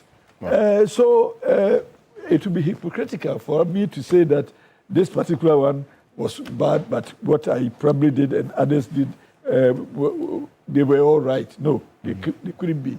But for me, I would have thought that this thing was more open than any one that we have witnessed. And so we didn't have to go to any length to find evidence. So my prescription is that at the time that we saw this thing openly happening, the NDC party could have cancelled the elections preceding those activities. So if the party had cancelled the elections, and when the law says select a candidate on your ticket, it does not say by all means elect. And in fact, in most of the party constitutions, there will be a caveat that says that except where the National Executive Council of the party decides otherwise, which means that there can be another way of selection. And therefore, if they had cancelled it before the election and disqualified all those candidates, then the party could have found another way of selecting somebody to represent them. And indeed, it was required that the party brings a candidate. It didn't say by all means must be a voted candidate. So they could have done that. Nevertheless, this issue of bribery and corruption, we need to find good interpretation to distinguish between this one and that one. I saw from Tukono's discussions that he was interchanging the words seeking to explain the same circumstance. They are not the same. In fact, and they brought in also OSP's attempt, so-called, to sanitize the situation. And I think that OSP has a tall order before him if he gets into those dangerous areas. Because corruption doesn't mean only just giving money or taking money. Corruption has an inherent element of you having been influenced by the material gain to do something otherwise than you would have done if you had not taken the money. So how do you prove that pursuant to the taking of the money, I voted in the line of the expectation of the giver of that money? Because that cannot be proven. So it is difficult. So if I gave Mr. Hiaba money to vote for me, when he is voting, he has the opportunity to decide not to vote for me as I expected. And nobody can prove, because it's a secret ballot, whether Mr. Hiaba voted for me because of the inducement or didn't vote. And indeed, me personally, I think if somebody gives me money to do A and I am against A, I will do B, so that the continuum of the proof of corruption will not succeed. And in that case, if you are not able to prove that there was a change of mind for the sake of the inducement, you cannot prove corruption. Right. So Mr. OSP shouldn't waste too much time on that. But I'm also saying that we are all speaking against inducement in the election. It is not good. It doesn't bring the best candidate. And indeed, the next elections, I'm even afraid to even think of coming up to put myself up for election, because I cannot sponsor the kind of figures they mentioned in elections ahead of us. So I gave an interview and I said that I will not participate in any elective politics again, because I cannot bring that money. I don't see myself finding such huge monies and putting that in elections. Because in the history of my participation in elections, I don't think there is any material benefit that I can point out to justify the kind of investment that will have to go to somebody to borrow money or to solicit for money when you go and throw that money and the position doesn't require any money. In fact, in the parliamentary arrangements, and I bet every parliamentarian to come and tell me that the money you spend in your election, you will be able to realize it in your participation or in your period as a parliamentarian. You will not, unless there's any wrongdoing somewhere. Purely from your you can't do it. And you can't do it only from your, if you are relying on just... And I'm saying that those of us who are crying, we haven't done any extras to be able to justify the investment. And therefore, genuinely, no politician, particularly member of parliament, simpliciter without any other appointments, could come and say that, well, for the investment I put in, I was rewarded for it. You can't. You won't get it. Okay. All of us. And indeed, the only thing that we politicians get out of the system, the V8 vehicles, and that one, it is upon your salary. We pay for it. So, and every month, you will contribute to defraying the cost. So it is not free. But you don't pay duty. Well, there is an incentive. Thank you, gentlemen. No. The duty is not huge. It is the cost of the vehicle that is huge. Duty is huge. Martin, I'm telling you, I'm not lying. There's a text. I'm sorry. Forgive me. Forgive me. The duty is not huge. It's the cost of it that is huge. But do you know how much is for the vehicle itself? About 1 million. No. The duty is not 1 million. It's not 1 million. It's not 1 million. It says that serving the state, right? if we all agree that this is a national problem, why should the National Democratic Congress be the one to address this? Okay, so let me land by suggesting my solution. 1 minute, because Mr. Benson yes, has and just as I've always said, indeed, in any case that delegates are known, we cannot kick out the monetary aspect. But I have suggested that let us open the voting to every card-holding member in good standing go there, but let's limit the yes votes to be say 600 for a constituency. So if there's a constituency expecting 5,000 people to vote freely, do a 4,400 no votes, 600 yes votes. Let's do a ballot there. When you select a yes vote, you proceed to vote. So that the delegates are not known before the voting. Appreciate it. Ms. Bento, there's also questions. So see, I have said that given the system we have, you can't really take out vote buying. But here's the thing. We can have elections without anybody paying money to anybody. It's theoretically possible. So from that first principles point, we have to appreciate that whatever has been built on it is what has been created. And you have a vicious cycle. Look, some of us were here in 1991. Okay? And somebody made a comment that the politicians were traveling together in the same vehicles because they were broke. All right? It wasn't like this. It was not like this. It has gotten worse, and you have a clear, vicious cycle created. Right now, the politicians, I speak to some of them. One of them told me about a month ago that it has become extremely expensive because everybody is paying. I said, who caused them? Okay. The way you create the same vicious cycle, you can create a virtuous cycle. And I agree with my brother Martin. Look, sometimes you get a golden opportunity.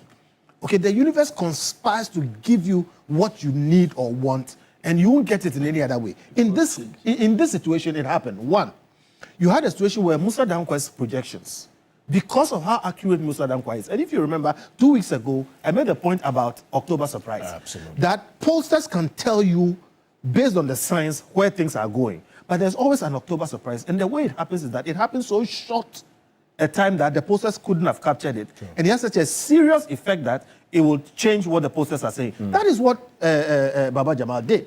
He saw the thing going left, and he decided that I have to do something serious. But in doing that, he gave a golden opportunity. He was brazen in the gifts that he gave and all the kinds of things that happened. Then you had a number of things. It was Franklin Kujo, president of Imani, who put out first that this thing should be annulled. We all agreed.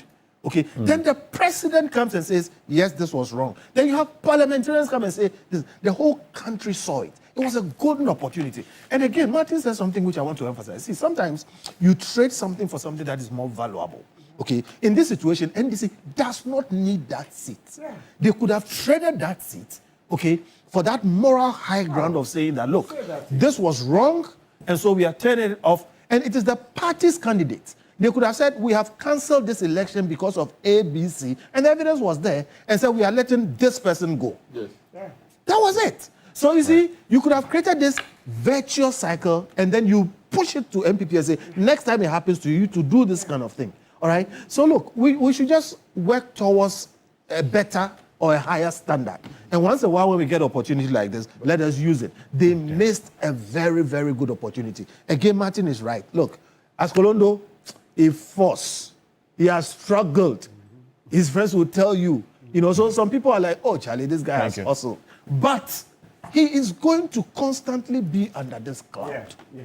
And it's unfortunate for a guy who has struggled so much to be under this cloud. So, hey, I hope that we build that virtuous. Vincent says, I agree with Kofi Bento, the delegate system must be scrapped. Gentlemen, unfortunately. No, you haven't been fair. I mean, you can't. You can't. Tokuno sat here, said all manner of things, and give me opportunity. You don't have to respond. I have just a minute or a couple of minutes. So, but you see, because you spoke, I just wanted to be on record. The matter is this for me, as far as I am concerned. This is not an issue to contend. Yeah, exactly as you said. But the characterization or the discussion of the matter must focus on what is before us. Yes. And my difficulty is that there's no express law. Right? And I had that in mind that 284 could deal with it until Lamat Pebu said. So I was expecting that should be the focus of the conversation to see why can't we? And that's why, you know, I'm worried a little bit about the idea that maybe the special prosecutor's pursuit may not end anyway. But somehow, this is wrong. Yes. The NDC committee found this to be egregious. And so to the extent that we must deal with this, are we accepting that this wrong that we all agree is wrong should just be let go when we all know that it's a problem. Thank you. You. Understand? So, but anyway, Alfred, Thank you very much. I think that next time, let's focus the going time to be on the matter that's affecting farmers. This whole thing about talking about thank you very much in elections is something that anybody contends. Thanks to you as well, Martin Pebo, and also Yorubo and Yapi Akubi. Thank you as well. At least let's greet my wife. Okay. If you greet your wife, we'll greet our wives. And then you greet my wife. Yeah, I also greet my wife. Give us you know you want to greet. I wanted to talk about Okay, thank you very much. We'll be back shortly. Sports is up next. I'm Alfred Okanzi. Have a good week.